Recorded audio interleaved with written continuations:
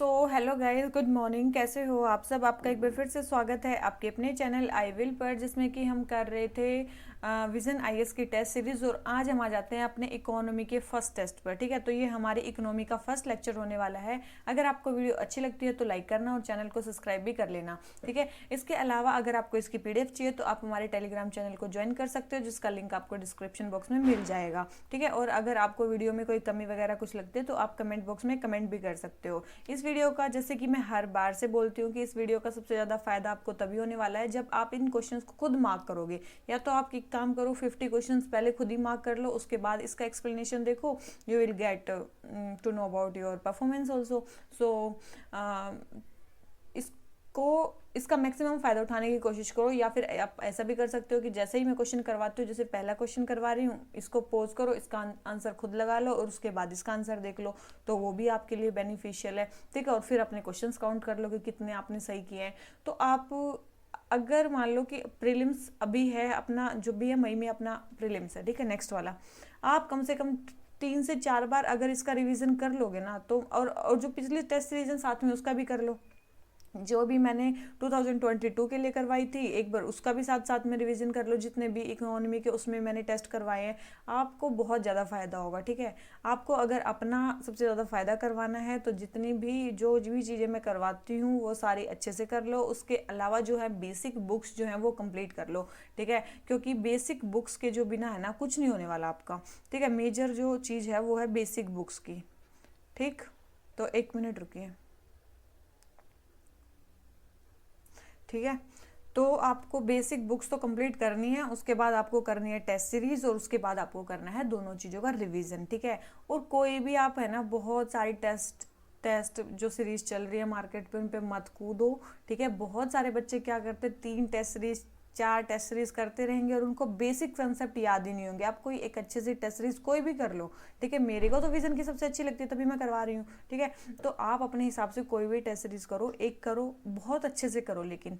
ठीक है, उसके मतलब आपको पता होना चाहिए कि कैसे स्टेटमेंट सही लग रही हैं आपको, कैसी होती हैं। आपके 30+ क्वेश्चन उसमें ठीक होने चाहिए। जब तक नहीं आ रहे हैं, इसका मतलब आपके बेसिक्स जो है वो क्लियर नहीं है, क्योंकि जो मेनली विजन आईएएस है वो मेनली फोकस करता है बेसिक कंसेप्ट पे। ठीक है, बेसिक कंसेप्ट पे मेनली फोकस करता है, और वही जो है वो फोकस करती है यूपीएससी। सेम जो कंसेप्ट होता है वो होता है यूपीएससी का, जो मेनली बेसिक कंसेप्ट अगर आपके क्लियर है ना, तो आप प्रीलिम्स आराम से क्लियर कर लोगे। अगर आपके बेसिक कंसेप्ट क्लियर है ना, तो आप जो मेंस का पेपर है ना उसको भी क्लियर कर लोगे, क्योंकि बहुत सारे जो प्रीलिम्स की चीज़ें ना वो मेंस के पेपर में काम आती हैं। ठीक है, तो ये सारी चीज़ें आपको ध्यान रखनी है। ठीक है, तभी आप जो है इस पेपर में, जो भी है यूपीएससी का पेपर, इसमें अच्छे से आप मार्क्स लेके आ सकते हो, प्रीलिम्स में भी मेंस में भी। ठीक है, तो चलिए शुरू करते हैं आज के फर्स्ट क्वेश्चन से। हमारा फर्स्ट क्वेश्चन क्या बोलता है, with reference to market intervention scheme. Market intervention scheme के बारे में कंसिडर द फॉलोइंग स्टेटमेंट्स। हमें कुछ स्टेटमेंट्स दी गई हैं, उसके बारे में देखना है। सबसे पहले मार्केट इंटरवेंशन स्कीम होती क्या है। सबसे पहले, the objective of the scheme is to promote the domestic production of those food crops that India imports from abroad. Mainly ये बोल रहे हैं कि इस मार्केट इंटरवेंशन स्कीम का जो मेजर ऑब्जेक्टिव है वो है कि डोमेस्टिक प्रोडक्शन करवाना है हमें उन फूड क्रॉप्स का जो इंडिया इंपोर्ट करता है बाहर से। मतलब क्या करना है, ये बोल रहे हैं कि हमें क्या करना है, इन इम्पोर्ट सब्सटीट्यूशन पे मेन ध्यान दे रही है ये जो स्कीम है, ये किस पे ध्यान दे रही है, इम्पोर्ट सब्सटीट्यूशन पे मेजर ध्यान दे रही है। तो ऐसा बिल्कुल भी नहीं है, ऐसा बिल्कुल भी नहीं है। क्यों ऐसा नहीं है, क्योंकि जो मार्केट इंटरवेंशन स्कीम है ये क्या है, एक प्राइस सपोर्ट स्कीम है। क्या है ये, एक प्राइस सपोर्ट स्कीम है। क्या है, ये एक प्राइस सपोर्ट स्कीम है। मेनली तब ये स्कीम लाई जाती है जब स्टेट गवर्नमेंट रिक्वेस्ट करें। जब स्टेट गवर्नमेंट रिक्वेस्ट करते हैं सेंट्रल गवर्नमेंट को, तभी ये प्राइस सपोर्ट स्कीम लाई जाती है सेंट्रल गवर्नमेंट के द्वारा। और किन क्रॉप्स को प्राइस सपोर्ट दिया जाता है, उन क्रॉप्स को प्राइस सपोर्ट दिया जाता है जो एमएसपी के अंडर कवर्ड नहीं है। जो एमएसपी के अंडर कवर्ड नहीं है, जैसे कि कोई भी एग्रीकल्चर कमोडिटीज़ होगी, पेरिशेबल जो प्रोडक्ट्स हो गए, या फिर हॉर्टिकल्चर जो क्रॉप्स होगी। ठीक है, जो हॉर्टिकल्चर क्रॉप्स होगी, तो इन चीज़ों को प्राइस को सपोर्ट देने के लिए ये स्कीम लाई गई है। जो एमएसपी के अंडर कवर नहीं होती वो मेनली मार्केट इंटरवेंशन स्कीम के अंडर लाई गई हैं। ठीक है, क्या होता है, कई बार नेचुरल कैलेमिटी या किसी भी कारण से प्राइसेस है ना काफ़ी ज़्यादा नीचे गिर जाते हैं। क्या हो जाते हैं, प्राइसेस बहुत ज़्यादा नीचे गिर जाते हैं, या ठीक है, तो उसके या फिर प्रोडक्शन बहुत कम होता है, उसके कारण भी प्राइसेस बहुत ज़्यादा बढ़ जाते हैं, या फिर मतलब मेनली है फार्मर्स को सपोर्ट करने के लिए, ताकि उनको एक मिनिमम प्राइस तो मिलता रहे। ठीक है, मेन चीज़ इसमें ये है। ठीक है, अब मैंने बोला था कि मेनली क्या है, जिन क्रॉप्स के लिए एमएसपी फिक्स नहीं होता, और ये कब स्कीम लाई जाती है, जब स्टेट गवर्नमेंट रिक्वेस्ट करे। उसकी भी कुछ न कुछ मतलब वो है। देखो, अब जब स्टेट गवर्नमेंट रिक्वेस्ट करे, और स्टेट गवर्नमेंट रिक्वेस्ट करे तब क्यों, सेंटर क्यों नहीं लाएगी, क्योंकि स्टेट को कुछ कंडीशन फुलफिल करनी पड़ेंगे। जब ये स्कीम आती है तो जो स्टेट है उसको कुछ कंडीशन फुलफिल करनी पड़ती हैं। मेनली क्या कंडीशन फुलफिल करनी पड़ती हैं कि 50% लॉस जो भी 50% लॉस होगा ना, वो मतलब स्कीम के इम्प्लीमेंटेशन में जो 50% लॉस का जो कॉस्ट है वो किसको बियर करना पड़ेगा, वो स्टेट्स को बियर करना पड़ेगा। इसीलिए ये जो स्कीम है वो स्टेट की रिक्वेस्ट पे लाई जाती है। ठीक है, याद रखना 50% जो लॉस है इस स्कीम के इम्प्लीमेंटेशन में वो किसको बियर करना पड़ेगा, स्टेट्स को। इसीलिए स्कीम लाई जाती है। अगर नॉर्थ ईस्ट की बात करें, उसमें ओनली 25% ही उनको कॉस्ट शेयर करना पड़ेगा, नॉर्थ ईस्ट स्टेट को। तो तभी ये उनकी रिक्वेस्ट पे लाई जाती है। तो ये कंडीशन तो स्टेट को पूरी करनी पड़ेगी। अब अभी मैंने बताया कि मेनली इसमें प्रोक्योरमेंट किया जाता है पेरिशेबल और एग्रीकल्चर या फिर हॉर्टिकल्चर क्रॉप्स का। इनका क्या जाता है मेनली, ताकि इनकी जो है डिस्ट्रेस सेल ना हो। जब भी कई बार क्या हो जाता है, बहुत ज़्यादा बम्पर क्रॉप हो जाती है, तो उनकी डिस्ट्रेस सेल ना हो, फार्मर्स के प्राइस उतना मिल जाए, तो उसके लिए ये किया जाता है। ठीक है, मेन इसका क्राइटेरिया क्या है, मतलब कितना परसेंट प्राइस ज़्यादा कम होना चाहिए, एटलीस्ट 10% इंक्रीज होना चाहिए प्रोडक्शन में, या तो 10% जो है वो प्रोडक्शन में इंक्रीज हो गया है। ठीक है, या फिर पिछले साल से 10% जो रेट्स हैं वो गिर गए हैं। ठीक है, बहुत इंपॉर्टेंट है ये दो चीज़ें। या तो 10% जो प्रोडक्शन है वो ज़्यादा हो गया है, अब मतलब जो कमोडिटीज़ है उनके उतने ज़्यादा प्राइस नहीं रहे हैं, या फिर उनके प्राइस वैसे ही गिर गए हैं। ठीक है, या फिर 10% जो रेट्स हैं जो भी कमोडिटीज़ हैं उनके वैसे ही गिर गए हैं नॉर्मल ईयर से, पिछले ईयर से। ठीक है, प्रीवियस नॉर्मल ईयर से। तो ये स्कीम लाई जाती है। ठीक है, और याद रखना यहाँ पे जो फंड्स हैं वो स्टेट को एलोकेट नहीं किए जाते हैं। ठीक है, यहाँ पे फंड्स क्या हैं, वो स्टेट्स को एलोकेट नहीं किए जाते हैं। 1 सेकेंड। ठीक है, मैंने बता दिया ना कि स्टेट्स को इसमें डायरेक्ट कोई फंड्स ट्रांसफर नहीं किए जाते हैं। और सेकंड स्टेटमेंट देखो, in under MIS a predetermined quantity at a fixed market intervention price is procured by NAFED as central agency. ये स्टेटमेंट क्या है हमारी, बिल्कुल सही है। इस स्कीम के अंडर एक प्री डिटरमाइंड क्वांटिटी, पहले क्वांटिटी एक प्री डिटरमाइन कर ली जाएगी फिक्स्ड मार्केट प्राइस पे, फिक्स्ड मार्केट इंटरवेंशन प्राइस पे नाफेड जो है उसको प्रोक्योर करती है एज सेंट्रल एजेंसी की तरह। बिल्कुल सही स्टेटमेंट है ये। ठीक है, बहुत इंपॉर्टेंट है। नाफेड इसको क्या करेगी, प्रोक्योर करेगी। ये स्टेटमेंट भी हमारे बिल्कुल सही है। और मेनली इस स्कीम को इम्प्लीमेंट कौन करता है, मतलब department of agriculture and corporation.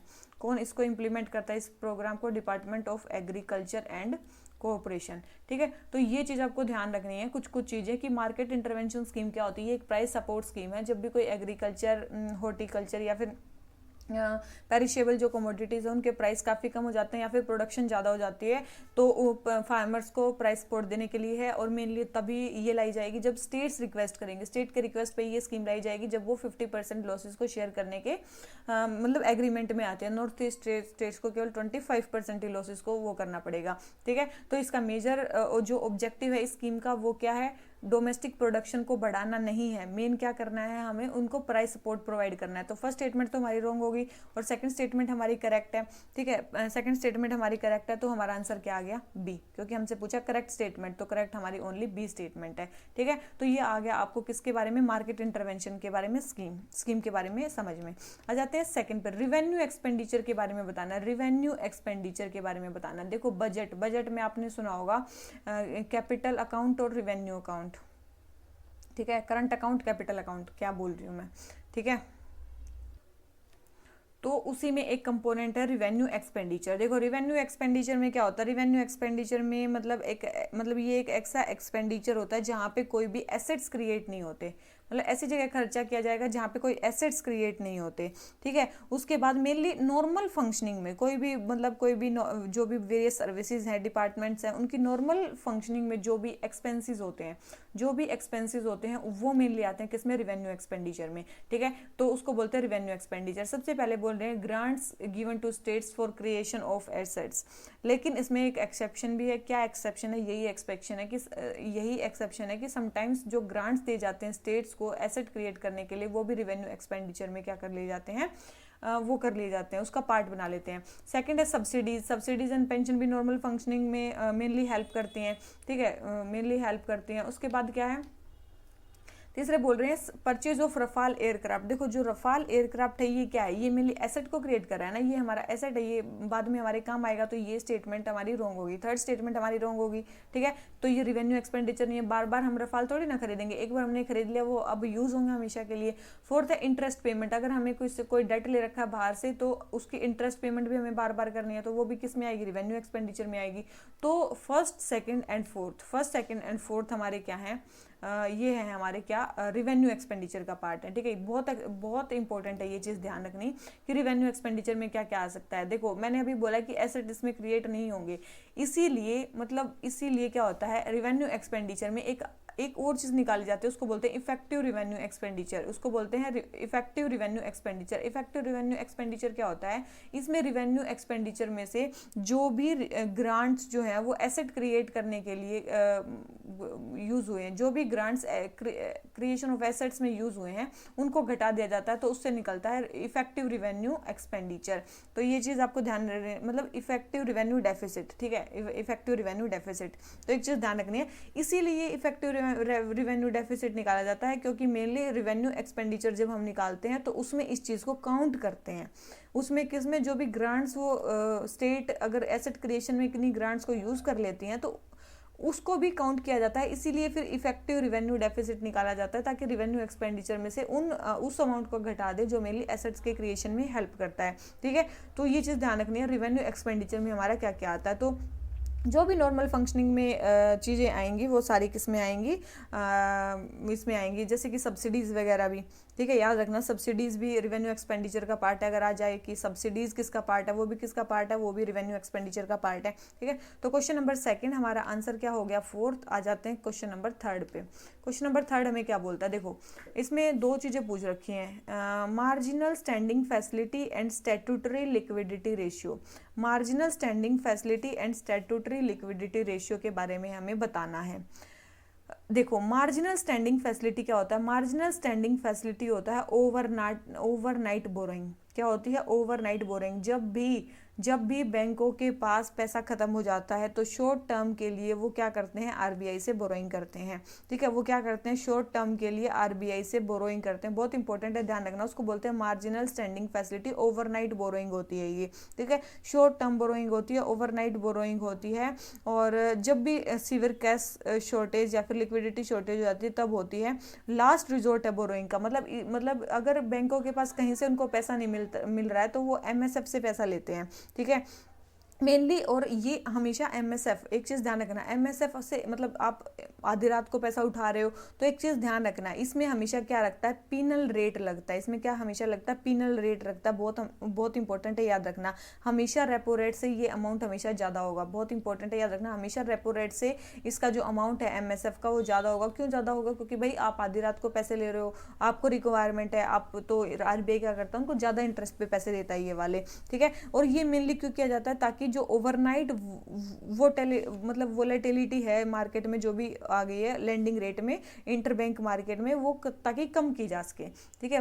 Volatility को कम करने के लिए, ठीक है, उसको कम करने के लिए मेनली ये किया जाता है, ताकि मतलब मार्केट वोलेटाइल ना रहे ज़्यादा, ठीक है। तो ये चीज़ें हैं हमारी, इसको क्या बोलते हैं, ये होती है मार्जिनल स्टैंडिंग फैसिलिटी। एक आपने सुना होगा स्टैट्यूटरी लिक्विडिटी रेशियो। देखो एक होता है CRR, एक होता है SLR। CRR एक होता है SLR। CRR क्या होता है, कुछ अमाउंट, मतलब मान लो कि net demand and time liabilities का, net demand and time liabilities का कुछ अमाउंट जो है बैंक को आरबीआई के पास रखना पड़ता है, आरबीआई के पास रखना पड़ता है, उसको बोलते हैं CRR, कैश रिजर्व रेशियो, ठीक है। वो उसको किसके पास रखना पड़ेगा, उसको आरबीआई के पास रखना पड़ेगा। लेकिन कुछ ऐसा अमाउंट भी है जो net demand and type liabilities का जो बैंक को खुद अपने पास रखना पड़ता है, ठीक है, वो खुद अपने आप, वेदर उनकी गवर्नमेंट सिक्योरिटी ले लो या किसी और चीज़ में इन्वेस्ट करके, मतलब उतना अमाउंट आपको बोरो नहीं, मतलब किसी को लैंड पे नहीं करना, लैंड नहीं देना, ठीक है, मतलब किसी को क्रेडिट नहीं देना उस अमाउंट का, वो उसको अपने पास रखना है, ताकि मतलब जो है फाइनेंशियल हेल्थ को मेंटेन करने के लिए, फिजिकल डिसिप्लिन ऑफ बैंक्स को मेंटेन करने के लिए ये चीज़ की जाती है। तो वो होता है स्टैट्यूटरी लिक्विडिटी रेशियो। तो स्टैट्यूटरी लिक्विडिटी रेशियो और एमएसएफ का समझ में आ गया। एमएसएफ तो ओवर बोरोइंग, मतलब रात, मतलब ओवरनाइट बोरोइंग की फैसिलिटी है जो आरबीआई से मेनली बैंक्स लेते हैं जब उनके पास कैश खत्म हो जाता है। स्टैट्यूटरी लिक्विडिटी रेशियो है जो आरबीआई सेट करता है कि भाई आपको कितना अमाउंट अपने पास रखना है, जो किसी को आपको बोरो नहीं करना, ठीक है। तो अब देख लेते हैं क्या स्टेटमेंट के बारे में बोल रहे हैं। सबसे पहले, marginal standing facility refers to the rate at which scheduled banks can borrow funds overnight from RBI against government securities. तो ये स्टेटमेंट क्या है, आपको क्या लग रहा है कि ये स्टेटमेंट क्या है, सही है कि गलत है? ठीक है, अभी मैंने बताया कि एमएसएफ क्या, मार्जिनल स्टैंडिंग फैसिलिटी है कि आपको शेड्यूल बैंक जो है वो बोरो कर सकते हैं फंड्स को ओवरनाइट आरबीआई से, बिल्कुल गवर्नमेंट सिक्योरिटीज को के अगेंस्ट। ये स्टेटमेंट बिल्कुल सही है। सेकंड है, SLR is a tool for controlling liquidity in domestic market विया मैन्युपुलेटिंग बैंक क्रेडिट। देखो, ये बोल रहे हैं कि जो एसएलआर है वो एक मेथड है जिससे हम लिक्विडिटी को कंट्रोल कर सकते हैं। लिक्विडिटी मतलब, लिक्विडिटी तो आप समझते ही होगे, इकोनॉमिक्स के टर्म में लिक्विडिटी किसको बोलते हैं, मतलब मोर मनी सप्लाई, ठीक है, मोर मनी सप्लाई को बोलते हैं लिक्विडिटी, मतलब जितना ज़्यादा कैश होगा, जितनी ज़्यादा मनी सप्लाई होगी, उसको बोल रहे हैं कि उसको कंट्रोल करने के लिए डोमेस्टिक मार्केट में मेनली एसएलआर जो है वो टूल यूज़ किया जाता है। तो बिल्कुल देखो, एसएलआर में अभी मैंने क्या बताया, सीआरआर और एसएलआर क्या होते हैं। देखो, सीआरआर ऐसा अमाउंट होता है जो हमें आरबीआई के पास रखना होता है, बैंक को, सॉरी, ठीक है, जो बैंक्स को आरबीआई के पास रखना होता है। एसएलआर ऐसा अमाउंट होता है जो बैंक्स को खुद अपने पास रखना होता है, वो किसी को आपको क्रेडिट पे नहीं देना होता। तो मान लो कि आरबीआई ने क्या किया, ये 4% था और मान लो ये 16% था, और मान लो इसका अमाउंट करके अभी आरबीआई ने कर दिया 20, तो ये 20 + 4 कितना हो गया, 24। अब मान लो कि पहले जो बैंक्स थे, मतलब इनिशियल अमाउंट 16 और 4 मतलब हो गए 20, मतलब पहले जो बैंक था उसके पास टोटल 100 रुपीज़ है, net demand and time liabilities 100 है, उसमें से 20 माइनस करके कितने बच गए, 80। वो 80 रुपीज़ को लैंड कर सकता था, ठीक है, मतलब 80 रुपीज़ को लैंड देगा तो उससे कुछ ना कुछ इंटरेस्ट कमा लेगा बैंक, तो 80 रुपीज़ थी। लेकिन अब मान लो अब ये अमाउंट उन्होंने इंक्रीज कर दिया, अब ये 16 की जगह 20 कर दिया, ठीक है, तो ये अब हो गया 20, कितना हो गया, 24, अभी 24 हो गया। मतलब इसमें से अब हमें कितना, केवल 76 ही बैंक जो है वो लैंड कर पाएंगे। अगर बैंक ओनली 76 लैंड कर पाएंगे तो उनकी अर्निंग भी कम होगी, ठीक है, मतलब मनी सप्लाई में जो पैसा है वो भी कम जाएगा, वो क्रेडिट कम दे पाएंगे। पहले 80 रुपये मनी सप्लाई में जा रहे थे, अब 76 रुपीज़ ही जा रहे हैं। इसका मतलब जो आरबीआई है वो लिक्विडिटी को कंट्रोल कर सकता है डोमेस्टिक मार्केट में, ये बैंक क्रेडिट को मैनिपुलेट करके। तो ये स्टेटमेंट बिल्कुल सही है, क्योंकि एसएलआर अमाउंट वही अमाउंट होता है जो हमें क्रेडिट, जो बैंक को क्रेडिट पे नहीं देना होता है, ठीक है। थर्ड है, MSF is always fixed above the repo rate. ये बोल रहे हैं कि एमएसएफ हमेशा रेपो रेट से ज़्यादा फिक्स किया जाता है। अभी मैंने बताया, क्योंकि आप भाई आपको पैसे चाहिए, आपको एकदम से पैसे चाहिए, तो यस, ये भी बात सही है। तो क्या मतलब एसएलआर के लिए, एसएलआर में क्या बैंक्स को कुछ प्रॉफिट मिलता है? बिल्कुल, याद रखना, सीआरआर में बैंक को कोई प्रॉफिट नहीं मिलता है, लेकिन एसएलआर में बैंक्स को प्रॉफिट मिलता है, क्योंकि अगर वो गवर्नमेंट सिक्योरिटी खरीद लेते हैं तो फिर वो मतलब क्या होता है, गवर्नमेंट सिक्योरिटीज का पैसा उनके पास आता है, ठीक है। तो ध्यान रखना ये, और जो ये सीआरआर एसएलआर जो मैं बता रही हूँ ना, ये क्वांटिटेटिवली टूल है। कौन सी टूल है? क्वांटिटेटिव, मतलब क्वांटिटी को चेंज करने वाले टूल है। लेकिन जो ये एमएसएफ, ये marginal requirement, selective credit control, moral suasion, direct action, ये क्वालिटेटिव कंट्रोल है, क्वालिटेटिव कंट्रोल है, जो मेनली मनी सप्लाई में क्वालिटी को चेक रखते हैं। तो क्वेश्चन नंबर 3 हो गया कंप्लीट। तीनों ही स्टेटमेंट हमारी करेक्ट है, हमारा आंसर क्या आ गया, डी। कंसेप्ट समझ में आया अच्छे से, दोनों क्या होते हैं, अब ये भूलना नहीं आपको। अब जाते हैं क्वेश्चन नंबर 4 पे। ब्रेटन वुड्स एग्रीमेंट के बारे में बताना है कि कौन कौन से जो इंस्टीट्यूशन थे वो ब्रेटन वुड एग्रीमेंट से क्रिएट हुए थे। तो 2 ही इंस्टीट्यूशन थे जो क्रिएट हुए थे, एक तो वर्ल्ड बैंक और एक आईएमएफ। तो इससे ज़्यादा कुछ करने की ज़रूरत ही नहीं, इन्हीं को मतलब ये हुए थे। और मेनली जो भी पोस्ट वार इकोनॉमी थी जो शैटर हो गई थी, उसको दोबारा रिबिल्ड करने के लिए और आईटी इकोनॉमी मतलब इंटरनेशनल इकोनॉमिक कॉर्पोरेशन को प्रमोट करने के लिए मेनली स्टार्ट किए गए थे। तो यही थे ब्रेटन वुड्स एग्रीमेंट में जो वो बने थे। आ जाते हैं क्वेश्चन नंबर 5 पे। अनऑर्गेनाइज सेक्टर के बारे में बताना है, और अनऑर्गेनाइज सेक्टर इंडिया में के बारे में बताना है। सबसे पहले है in unorganised sector the maximum number of workers employed in an enterprise is 50। बोल रहे हैं कि अनऑर्गेनाइज सेक्टर में जो ज़्यादा से ज़्यादा जो नंबर के जो वर्कर्स काम कर सकते हैं वो है 50। तो ये आपको चीज़ ध्यान रखनी है, क्या ध्यान रखनी है कि क्या ध्यान रखनी है कि मतलब एक नेशनल कमीशन फॉर एंटरप्राइजेज है, उसने बोला है कि अनऑर्गेनाइज सेक्टर में जो है 10 वर्कर्स से ज़्यादा जो है वो नहीं हो सकते। 50 नहीं है, ये कितने 10 वर्कर्स से ज़्यादा का नंबर नहीं हो सकता। तो ये स्टेटमेंट क्या होगी, मेरी रॉन्ग होगी, मतलब एक रिपोर्ट के अकॉर्डिंग ये बताया गया है। सेकंड है जो अनऑर्गेनाइज्ड वर्कर है, जो टर्म है वो डिफाइन नहीं की गई है किसी भी एक्ट में।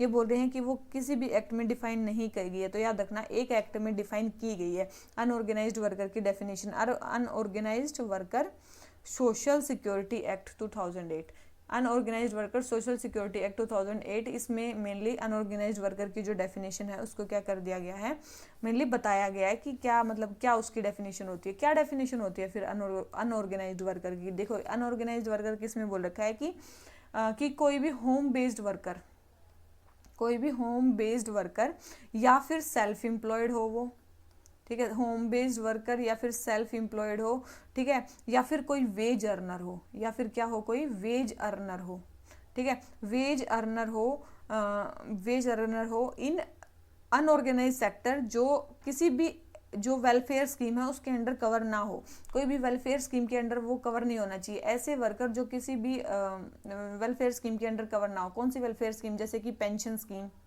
या फिर प्रोविडेंट फंड जो चलते हैं वो, मैटरनिटी लीव वगैरह की जो भी चीज़ें हैं वो उस वेलफेयर स्कीम के अंडर वो कवर नहीं होना चाहिए, ठीक है। और मेनली ये ट्रेड यूनियंस में नहीं होने चाहिए, क्योंकि अगर ट्रेड यूनियंस इन्होंने बना ली तो ऑर्गेनाइज सेक्टर में आ जाएंगे। उसके बाद याद रखना इंडिया में अप्रोक्स 80% जो लेबर फोर्स है वो अनऑर्गेनाइज सेक्टर में काम कर रही है, ठीक है, याद रखना। तो ये सारी चीज़ें हैं कि ये स्टेटमेंट भी हमारी रॉन्ग होगी कि किसी भी एक्ट में वो डिफाइन नहीं है, एक्ट में भी डिफाइन है, तो सेकंड स्टेटमेंट भी रॉन्ग होगी। तो हमारा आंसर क्या आ गया? डी, क्योंकि हमें बतानी थी करेक्ट स्टेटमेंट, और करेक्ट ना तो फर्स्ट है ना सेकंड है। तो क्वेश्चन नंबर 5 हमारा आंसर क्या आ जाता है? डी। आ जाते हैं क्वेश्चन नंबर 6 पे। हमें बताना है वेब 5 के बारे में। वेब 5 के बारे में, वेब 5 क्या है? तो सबसे पहले है कि web 5 envisions an internet without a threat of censorship from government और big tech, government from big tech. देखो वेब 5 क्या है? एक एक्स्ट्रा डिसेंट्रलाइज्ड वेब है। मेनली ये क्या करना चाहता है? एक्स्ट्रा डिसेंट्रलाइज्ड वेब है, जो मतलब पर्सन को ज़्यादा पावर देना चाहता है उसके अपने डेटा की, उसके अपने आइडेंटिटी की, ठीक है। ये है वेब 5। मेनली जो पहले फॉर्मर जो ट्विटर के सीईओ थे जैक डोर्सी, उन्होंने रिसेंटली अनाउंस किया है कि वो एक नया डिसेंट्रलाइज्ड वेब प्लेटफॉर्म लॉन्च करने वाले हैं, ठीक है, ताकि मतलब ownership of data and identity individuals के पास आ सके, ठीक है, याद रखना, ठीक है। फॉर्मर जो मतलब जैक डोर्सी थे उन्होंने इसको अनाउंस किया है कि वो लॉन्च करेंगे, ठीक है। और मेनली डेवलप इसको कौन करेगा? फॉर्मर ट्विटर के ही सीईओ द ब्लॉक हेड इसको डेवलप करेंगे, ठीक है, द ब्लॉक हेड इसको क्या करेंगे? डेवलप करेंगे। और अगर आप बात करें तो बस यही है मेनली, ठीक है। तो वेब 5 क्या है? वेब 5 बोल रहे हैं कि it is an internet without a threat of censorship from government. बिल्कुल एक ऐसा इंटरनेट जहाँ पे सेंसरशिप गवर्नमेंट से नहीं हो सकती। उसमें ओनरशिप किसको दी जाएगी? डेटा की। जो भी इंडिविजुअल है जिसका भी डेटा होगा उसको ओनरशिप दी जाएगी उस डेटा की, ना कि उसको। तो बिल्कुल ये स्टेटमेंट सही है। सेकंड है web 5 will allow users to own their identity and data. बिल्कुल वो अपनी आइडेंटिटी और डेटा को भी क्या कर सकते हैं? अलाउ मतलब वो कर सकते हैं, ओन कर सकते हैं, ठीक है, अपने खुद के डेटा को वो प्रोटेक्ट कर सकते हैं। तो यही सारी चीज़ें हैं। तो क्वेश्चन नंबर 6 आंसर हो गया सी। आ जाते हैं क्वेश्चन नंबर 7 पे। हमें बताना है किसके बारे में? ग्रीन बॉक्स सब्सिडीज के बारे में, वर्ल्ड ट्रेड ऑर्गेनाइजेशन की जो भी हैं। देखो सबसे पहले है under world trade organisation green box subsidies can be increased without any financial limitations. बोल रहे हैं कि जो ग्रीन बॉक्स सब्सिडीज है ना वर्ल्ड ट्रेड ऑर्गेनाइजेशन में, जो ग्रीन बॉक्स सब्सिडीज है उनको इंक्रीज किया जा सकता है बिना किसी फाइनेंशियल उसके किसके बिना किसी फाइनेंशियल लिमिटेशन के, बिल्कुल, इसलिए तो उनको ग्रीन बॉक्स में रखा गया है। उनसे कोई मतलब थ्रेट नहीं है WTO को या इंटरनेशनल ट्रेड को। सेकेंड है subsidies provided under India's public distribution scheme come under green box subsidy. बोल रहे हैं कि इंडिया का जो PDS है वो ग्रीन बॉक्स सब्सिडी के अंडर आता है, बिल्कुल भी नहीं आता है। ठीक है, बिल्कुल भी नहीं आता है, तो PDS ग्रीन बॉक्स के अंडर नहीं आता है, तो सेकंड स्टेटमेंट रॉन्ग है, फर्स्ट स्टेटमेंट करेक्ट है। तो हमारा आंसर क्या आ गया? ए, बहुत इंपॉर्टेंट है। ग्रीन बॉक्स, एम्बर बॉक्स, ये आपने सुनी होंगी, ब्लू बॉक्स, जो भी है, तो ये सारी चीज़ें ध्यान रख लेना कि कौन कौन सी सब्सिडीज इसमें आती हैं। अब जाते हैं क्वेश्चन नंबर 8 पे। हमें बताना है कि इंटरनल डेट कौन सी चीज़ें बनाती है। मतलब क्या होता है, हमारी जो गवर्नमेंट है, गवर्नमेंट ऑफ द डे है, वो बहुत सारे जगहों से मतलब पैसे बोरो करती है। मतलब कुछ होते हैं हमारी कंट्री के अंदर से ही मार्केट से बोरो कर लेते हैं, उसको बोलते हैं इंटरनल डेट। अगर कोई बाहर से बोरो करते हैं उसको बोलते हैं एक्सटर्नल डेट। तो ये बोल रहे हैं कि इंटरनल डेट का कौन कौन सा पार्ट है। बोल रहे हैं कि जो इंटरनेशनल फाइनेंशियल इंस्टीट्यूशन के लिए जो सिक्योरिटी इशू की जाती हैं वो, सेकेंड है डेटेड सिक्योरिटी, थर्ड है मार्केट स्टेबलाइजेशन स्कीम बॉन्ड, और फोर है NRI डिपॉजिट्स। देखो याद रखना, जो NRI डिपॉजिट्स हैं, NRI डिपॉजिट्स किस में होते हैं, ये हैं एक्सटर्नल। आप NRI को तो वैसे भी आप समझ सकते हो कि ये किसका पार्ट होंगे, एक्सटर्नल का, एक्सटर्नल डेट का। और ये जितनी भी है ना सारी, मतलब ये जो सिक्योरिटी जो भी होती हैं, ये सारी मतलब बेसिक इंटरनेशनल फाइनेंशियल इंस्टीट्यूशन के लिए dated security, market stabilization scheme bond, ये तीनों ही किस में आते हैं, ये तीनों ही हमारे आते हैं इंटरनल डेट में। बहुत इंपॉर्टेंट है डेटेड सिक्योरिटी। इसके अलावा T-bills जो है वो भी हमारे किस में आते हैं, इंटरनल डेट में आते हैं। ठीक है, जो भी सिक्योरिटीज होती हैं ये तो इंटरनेशनल फाइनेंशियल इंस्टीट्यूशन की थी। इसके अलावा स्मॉल सेविंग स्कीम्स की जो भी वो है ना, क्या बोलते हैं उसको, सिक्योरिटीज है, वो भी इसी में आती है, मार्केट स्टेबलाइजेशन स्कीम वाली भी। तो ये सारे आगे हमारे इंटरनल में। ठीक है, उसके अलावा एक्सटर्नल में कौन कौन से आते हैं फिर देखो। एक्सटर्नल में एक तो हमने पढ़ लिया NRI डिपॉजिट्स, उसके अलावा मल्टीलेटरल जो बॉन्ड्स होते हैं वो। ठीक है, उसके बाद बाईलेटरल डेट या फिर मल्टीलेटरल डेट जो हम लेते हैं, जो हमारी कंट्री लेती है। उसके अलावा एक्सटर्नल कमर्शियल बोरोइंग, आपने नाम सुना होगा, एक्सटर्नल क्रेडिट, ठीक है, एक्सपोर्ट क्रेडिट सॉरी। फिर है जो IMF का SDR कोटा है वो एक्सटर्नल डेट में आता है। ठीक है, SDR के जो एलोकेशंस हैं IMF के द्वारा वो भी इसी में आते हैं। उसके अलावा फॉरेन इंस्टीट्यूशनल इन्वेस्टमेंट जो है वो भी इसी में आती है। तो एक्सटर्नल डेट में ये सारी चीज़ें आती हैं, और इंटरनल में जो मैंने ऊपर बता दी वो सारी चीज़ें आती हैं। मेनली क्या करती है गवर्नमेंट, अपने मतलब बजट में इतना तो रिवेन्यू होता नहीं है कि सारी चीज़ें, कैपिटल अकाउंट और करंट अकाउंट की सारी चीज़ें कंप्लीट की जा सकें। तो गवर्नमेंट क्या करती है, कुछ अमाउंट बाहर से बोरो कर लेती है, उसको बोलते हैं डेट। तो कुछ इंटरनल होता है, कुछ एक्सटर्नल होता है। इंटरनल की हमने एग्जांपल देख लिए, एक्सटर्नल के एग्जांपल देख लिए। आंसर आ गया C। आ जाते हैं क्वेश्चन नंबर 9 पे। बोल रहे हैं कि अगर RBI जो है बैंक रेट को इंक्रीज कर दे। बैंक रेट क्या होता है, एक ऐसा अमाउंट जिसपे जो बैंक्स हैं वो पैसा लेते हैं, मतलब किससे, RBI से। ठीक है, तो वो बोल रहे हैं कि अगर इस बैंक रेट को RBI बढ़ा देता है तो क्या होगा। तो मैंने बता दिया कि ऐसा रेट जिसपे सेंट्रल बैंक जो है वो कमर्शियल बैंक्स को पैसे देता है। ठीक है, रेटेड सिक्योरिटीज के अगेंस्ट। ठीक है, तो उसको बोलते हैं क्या, बैंक रेट। तो बोल रहे हैं कि अगर इसको बढ़ा दिया जाए, अगर बैंक रेट को बढ़ा दिया जाए, मतलब बैंक रेट को बढ़ाना मतलब जो कमर्शियल बैंक्स को जो पैसे मिल रहे हैं, अब वो उनको क्या मिलेंगे, उनका इंटरेस्ट रेट अब ज़्यादा होगा। अब बैंक के लिए जो पैसे लेना है वो ज़्यादा महंगा हो जाएगा। अगर वो RBI से पैसे लेंगे तो उनके लिए काफ़ी मुश्किल होगा वो पैसे लेना। ठीक है, तो मान लो कि बैंक रेट बढ़ गया। अगर बैंक रेट बढ़ गया तो मतलब जो क्रेडिट लेने का जो कॉस्ट है वो भी तो बढ़ जाएगा। ठीक है, कॉस्ट ऑफ क्रेडिट बढ़ जाएगा। अगर कॉस्ट ऑफ क्रेडिट बढ़ जाएगा तो जो बैंक्स हैं वो क्रेडिट कम लेंगे, मतलब उनके पास पैसे कम होंगे। अगर उनके पास पैसे कम होंगे तो वो अपने कस्टमर्स को कम क्रेडिट पे लोन देंगे, मतलब वो कम क्रेडिट देंगे, मतलब कम लोन पे पैसे देंगे। वो अपने मतलब जो हैं उनको भी तो कम क्रेडिट पे पैसे देंगे। अगर देंगे भी तो वो भी हाई इंटरेस्ट पे देंगे। अगर वो हाई इंटरेस्ट पे पैसे देंगे तो भाई ज़्यादा इंटरेस्ट पे कौन पैसे लेना पसंद करता है। इसका मतलब क्या हो जाएगी, मतलब जो लोन लेने वाले हैं उनकी अमाउंट कम हो जाएगी। इसका मतलब जो मनी सप्लाई है, जो इकोनॉमी है उसमें जो मनी सप्लाई है उसकी कमी हो जाएगी। ठीक है, तो ये सारी चीज़ें हैं। सबसे पहले बोल रहे हैं कि जो loans taken by commercial banks become cheaper. वो क्या हो जाते हैं, चीप नहीं होते हैं। वो क्या हो जाते हैं, वो हो जाते हैं ज़्यादा कॉस्टली हो जाते हैं, चीप नहीं होते हैं। तो ये स्टेटमेंट तो हमारी फर्स्ट स्टेटमेंट हमारी होगी रॉन्ग, कि जो वो है क्या वो हो जाते हैं, वो चीप हो जाते हैं। ठीक है। सेकंड है it decreases the money supply, ये तो है बिल्कुल, मनी सप्लाई उससे डिक्रीज हो जाती है। सेकंड स्टेटमेंट करेक्ट है, फर्स्ट स्टेटमेंट रॉन्ग है। समझ में आया? देखो अगर बैंक रेट बढ़ता है तो मतलब कॉस्ट ऑफ जो क्रेडिट है बैंक जो लेते हैं तो वो उनका बढ़ जाएगा। अगर उनको ही पैसे महंगे मिलेंगे या कम मिलेंगे तो वो क्या करेंगे, अपने जो कस्टमर्स हैं उसको भी क्रेडिट जो है वो महंगा देंगे या फिर कम देंगे, ठीक है। अगर वो अपने कस्टमर्स को मतलब कम देंगे तो मतलब क्या हो जाएगा, मतलब जो अमाउंट है कस्टमर्स जो लोन ले रहे हैं वो कम लेंगे, या फिर वो जो बैंक देंगे वो उनको हाई इंटरेस्ट पे देंगे। अगर वो हाई इंटरेस्ट पे देंगे तो हाई इंटरेस्ट पे तो कोई मनी लेना पसंद ही नहीं करता है, तो इसका मतलब क्या हो जाएगा, मनी सप्लाई जो इकोनॉमी में है वो कम हो जाएगी। और मनी सप्लाई कम हो जाएगी तो यही है मेनली बैंक रेट का वो मेनली प्रोविजन। और इससे क्या हो जाता है, मेनली मनी सप्लाई अगर कम होगी तो इससे क्या हो सकता है, मान लो कि इन्फ्लेशन बहुत ज़्यादा हो गया इकोनॉमी में, इन्फ्लेशन ज़्यादा हो गया तो इन्फ्लेशन को भी मतलब इन्फ्लेशन भी कम हो जाएगा। अगर मेनली ये टूल किस में यूज किया जाता है, मेनली यूज किया जाता है जब इन्फ्लेशन मेनली इकोनॉमी में ज़्यादा हो जाता है तो मनी सप्लाई बढ़ जाती है। तो मनी सप्लाई को कम करने के लिए, उस इन्फ्लेशन को कम करने के लिए ऐसी चीज़ें करता है आरबीआई, ठीक है। तो इसीलिए जो बैंक रेट है उसके बढ़ने घटने का अमाउंट होता है। तो देखो अगर आपको ये सारी प्रोसेस पता होगी ना कि ये चीज़ें पता होंगी तो आप पेपर में भी क्वेश्चन कर पाओगे, ठीक है। अगर पेपर में ये क्वेश्चन आता है तो आपको पता चल जाएगा मनी सप्लाई बढ़ेगी घटेगी क्या होगी। तो क्वेश्चन नंबर 9 आंसर हो गया बी। आ जाते हैं क्वेश्चन नंबर 10 पे। Currency deposit ratio, currency deposit ratio क्या होता है, देखो ऐसा अमाउंट मेनली जो देख लेते हैं, is the ratio of money held by public in currency to that they hold in bank accounts. तो बिल्कुल यही चीज़ है कि ऐसी मनी मतलब वो रेशियो जो मनी मतलब जो पीपल जो है, जो पब्लिक जो है वो करेंसी में रखती है टू दैट दे जो बैंक में रखते हैं, मतलब कैश कितना रखती है वे, मतलब पब्लिक जो है वो कैश कितना रखती है और अपने अकाउंट में डिपॉजिट कितना रखते हैं, मेनली उसका जो वो होता है ना रेशियो, उसी को बोलते हैं करेंसी डिपॉजिट रेशियो, ठीक है। करेंसी डिपॉजिट रेशियो उसी को बोलते हैं।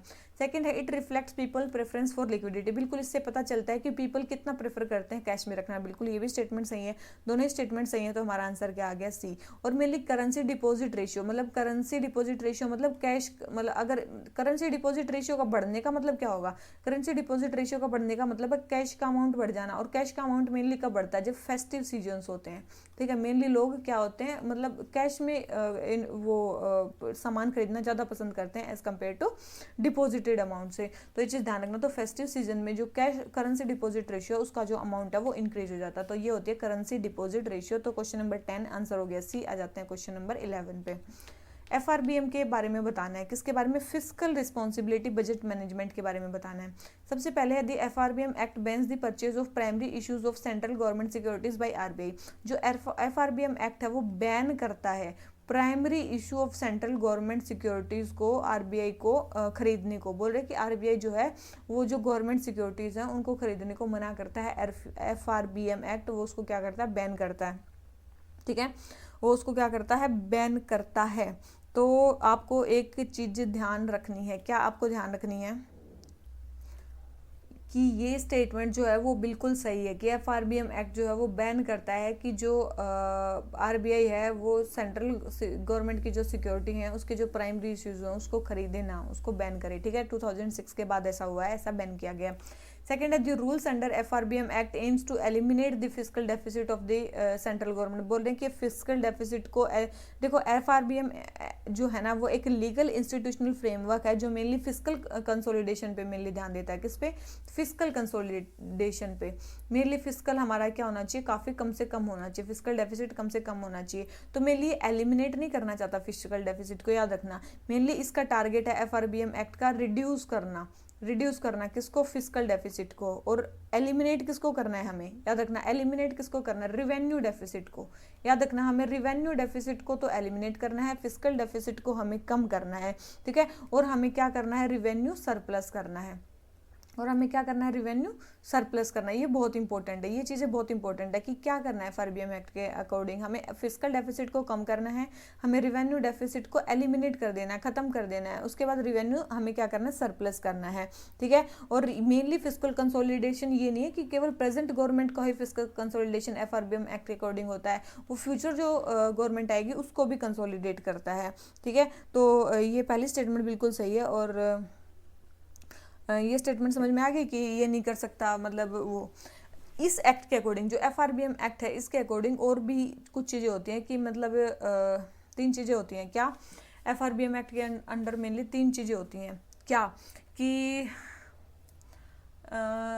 क्या, हाँ, ये मेनली जैसे कि अगर हम पॉलिटी की बात करें उसमें मेनली जो ये एक्ट है उसके अकॉर्डिंग 3 पॉलिसी स्टेटमेंट्स पार्लियामेंट के सामने रखनी पड़ती हैं। 3 पॉलिसी स्टेटमेंट पार्लियामेंट के सामने रखने पड़ते हैं। वो कौन कौन सी पॉलिसी स्टेटमेंट है? एक है medium term fiscal policy statement. कौन सी? Medium term fiscal policy statement. दूसरी है हमारी दूसरी हमारी फिस्कल पॉलिसी स्टेटमेंट। तीसरी है हमारी macro economic framework for policy statement. Macro economic policy for macro economic जो फ्रेमवर्क है पॉलिसी स्टेटमेंट का, वो तो ये 3 तो हमें रखनी ही थी। इसके अलावा एक और चीज़ आ गई जो 2012 के अमेंडमेंट में डाली गई कि 4th स्टेटमेंट भी आपको रखनी है, वो है मीडियम टर्म एक्सपेंडिचर। कौन सा term? Medium term expenditure framework statement. ये क्या थी? ये एक्सपेंडिचर फ्रेमवर्क स्टेटमेंट है। Medium term expenditure framework statement है, ये भी आपको पार्लियामेंट के सामने रखनी है। पहली वाली क्या थी? Medium term fiscal policy statement. ये कौन सी है? एक्सपेंडिचर पॉलिसी स्टेटमेंट आपको रखनी है। तो ये चीज़ ध्यान रखनी है, बहुत इंपॉर्टेंट है। क्या क्या स्टेटमेंट्स हमें रखनी पड़ती है? FRBM एक्ट जो है हमारे क्या करता है? फिस्कल कंसोलिडेशन के लिए मेनली ये एक्ट है, ठीक है। और याद रखना 2023 के लिए FRBM एक्ट आया था 2003 में। एक चीज़ ध्यान रखना, FRBM एक्ट आया था 2003 में और 2023 में उसको हो जाएंगे 20 ईयर्स, ठीक है। तो अब 20 ईयर्स पे क्वेश्चन आ सकता है क्योंकि 2023 में ये मेंस के लिए या फिर प्री के लिए भी बहुत इंपॉर्टेंट हो जाएगा, ठीक है। तो जो भी आपको इससे रिलेटेड मेंस के क्वेश्चन मिले वो आपको करने ही करने हैं, ठीक है। तो बहुत इंपॉर्टेंट है ये, प्री के लिए भी मेंस के लिए भी। अभी मैं कुछ टॉपिक जो लिखवा रही हूँ, एक नोटबुक लेके बैठा करो कि मैं अभी मेंस के लिए कौन से टॉपिक जो है वो बता रही हूँ कि ये करवाने ही करवाने हैं, ठीक है। करने ही करने हैं आपको, ठीक है। करवाने तो जो भी है आपको करने ही करने हैं। तो क्वेश्चन नंबर 11 हमारा फर्स्ट स्टेटमेंट सही है, सेकंड स्टेटमेंट रॉन्ग है, तो हमारा आंसर क्या आ गया? ए, ठीक है। समझ में आया? और ये मेरे को चाहिए कि आप कम से कम 2 से 3 क्वेश्चन तो इस पे लिखो ही FRBM एक्ट पे, और याद रखो कि ये क्वेश्चन 2023 में पूछा जाएगा। आ जाते हैं नेक्स्ट क्वेश्चन पे, क्वेश्चन नंबर 12 पे। SDR, IMF के SDR स्पेशल ड्राइंग राइट्स क्या होते हैं उसके बारे में हमें करेक्ट स्टेटमेंट बतानी है, मतलब वो सारी इनकरेक्ट हैं। बोल रहे हैं कि SDR एक ऑफिशियल करेंसी है। देखो ना तो ये कोई करेंसी है ना क्लेम है, ये ध्यान रखना, ये ना कोई करेंसी है ना क्लेम है, कुछ नहीं है। सेकंड है जो ये SDR की वैल्यू है ये 4 करेंसीज पे बेस है, नहीं, ये कितने करेंसीज पे बेस है? ये 5 करेंसीज पे बेस है। वो 5 करेंसी कौन सी है? एक तो है हमारा डॉलर, सबसे फेमस डॉलर, उसके बाद है हमारा यूरो, ठीक है, उसके बाद है हमारा येन, जापान की येन, उसके बाद है हमारा चाइनीज रेनमिनबी, ठीक है, रेनमिनबी जो भी है चाइनीज, और उसके बाद एक लास्ट करेंसी हमारी कौन सी? ब्रिटिश पाउंड स्टर्लिंग, ठीक है, ब्रिटिश जो हमारा पाउंड स्टर्लिंग है वो, ठीक है। तो ये 5 करेंसी, 4 करेंसी पे बेस नहीं है। थर्ड बोल रहे हैं SDR can be held by private entities और इंडिविजुअल। याद रखना जो ये SDR है ये कोई प्राइवेट वगैरह इंडिविजुअल भी नहीं रख सकते, मेनली गवर्नमेंट्स वगैरह ही रख सकती हैं। फोर्थ है the value of SDR is determined daily based on market exchange rate. बिल्कुल, ये मेनली डेली बेसिस पे मार्केट एक्सचेंज रेट है उनकी वैल्यू पे ये डिटरमाइन करता है, बहुत इंपॉर्टेंट है। इंटरनेशनल रिजर्व एसेट है ये, मेनली 5 करेंसीज पे इसकी वैल्यू डिटरमाइन करती है, ना करेंसी है ना कोई क्लेम है, ठीक है। प्राइवेट इंडिविजुअल्स को हेल्ड नहीं कर सकते, और हर 5 साल के बाद इसका रिव्यू किया जाता है। ध्यान रखना, हर 5 साल के बाद इसका रिव्यू कर दिया जाता है कि कौन सी करेंसी इसमें इंपॉर्टेंट है, क्या यही वो करेंसीज हैं जो इसमें होनी चाहिए SDR में। तो ऐसी चीज़ों के लिए मिलिए किया जाता है। तो हमारा क्वेश्चन नंबर 12 हो गया कंप्लीट। आ जाते हैं क्वेश्चन नंबर 13 पे। हमें बताना है किसके बारे में अनएम्प्लॉयमेंट को मेजर करने के लिए कुछ अप्रोचेज यूज़ की जाती हैं उसके बारे में, कि कौन सी स्टेटमेंट उसके बारे में हमारी सही है।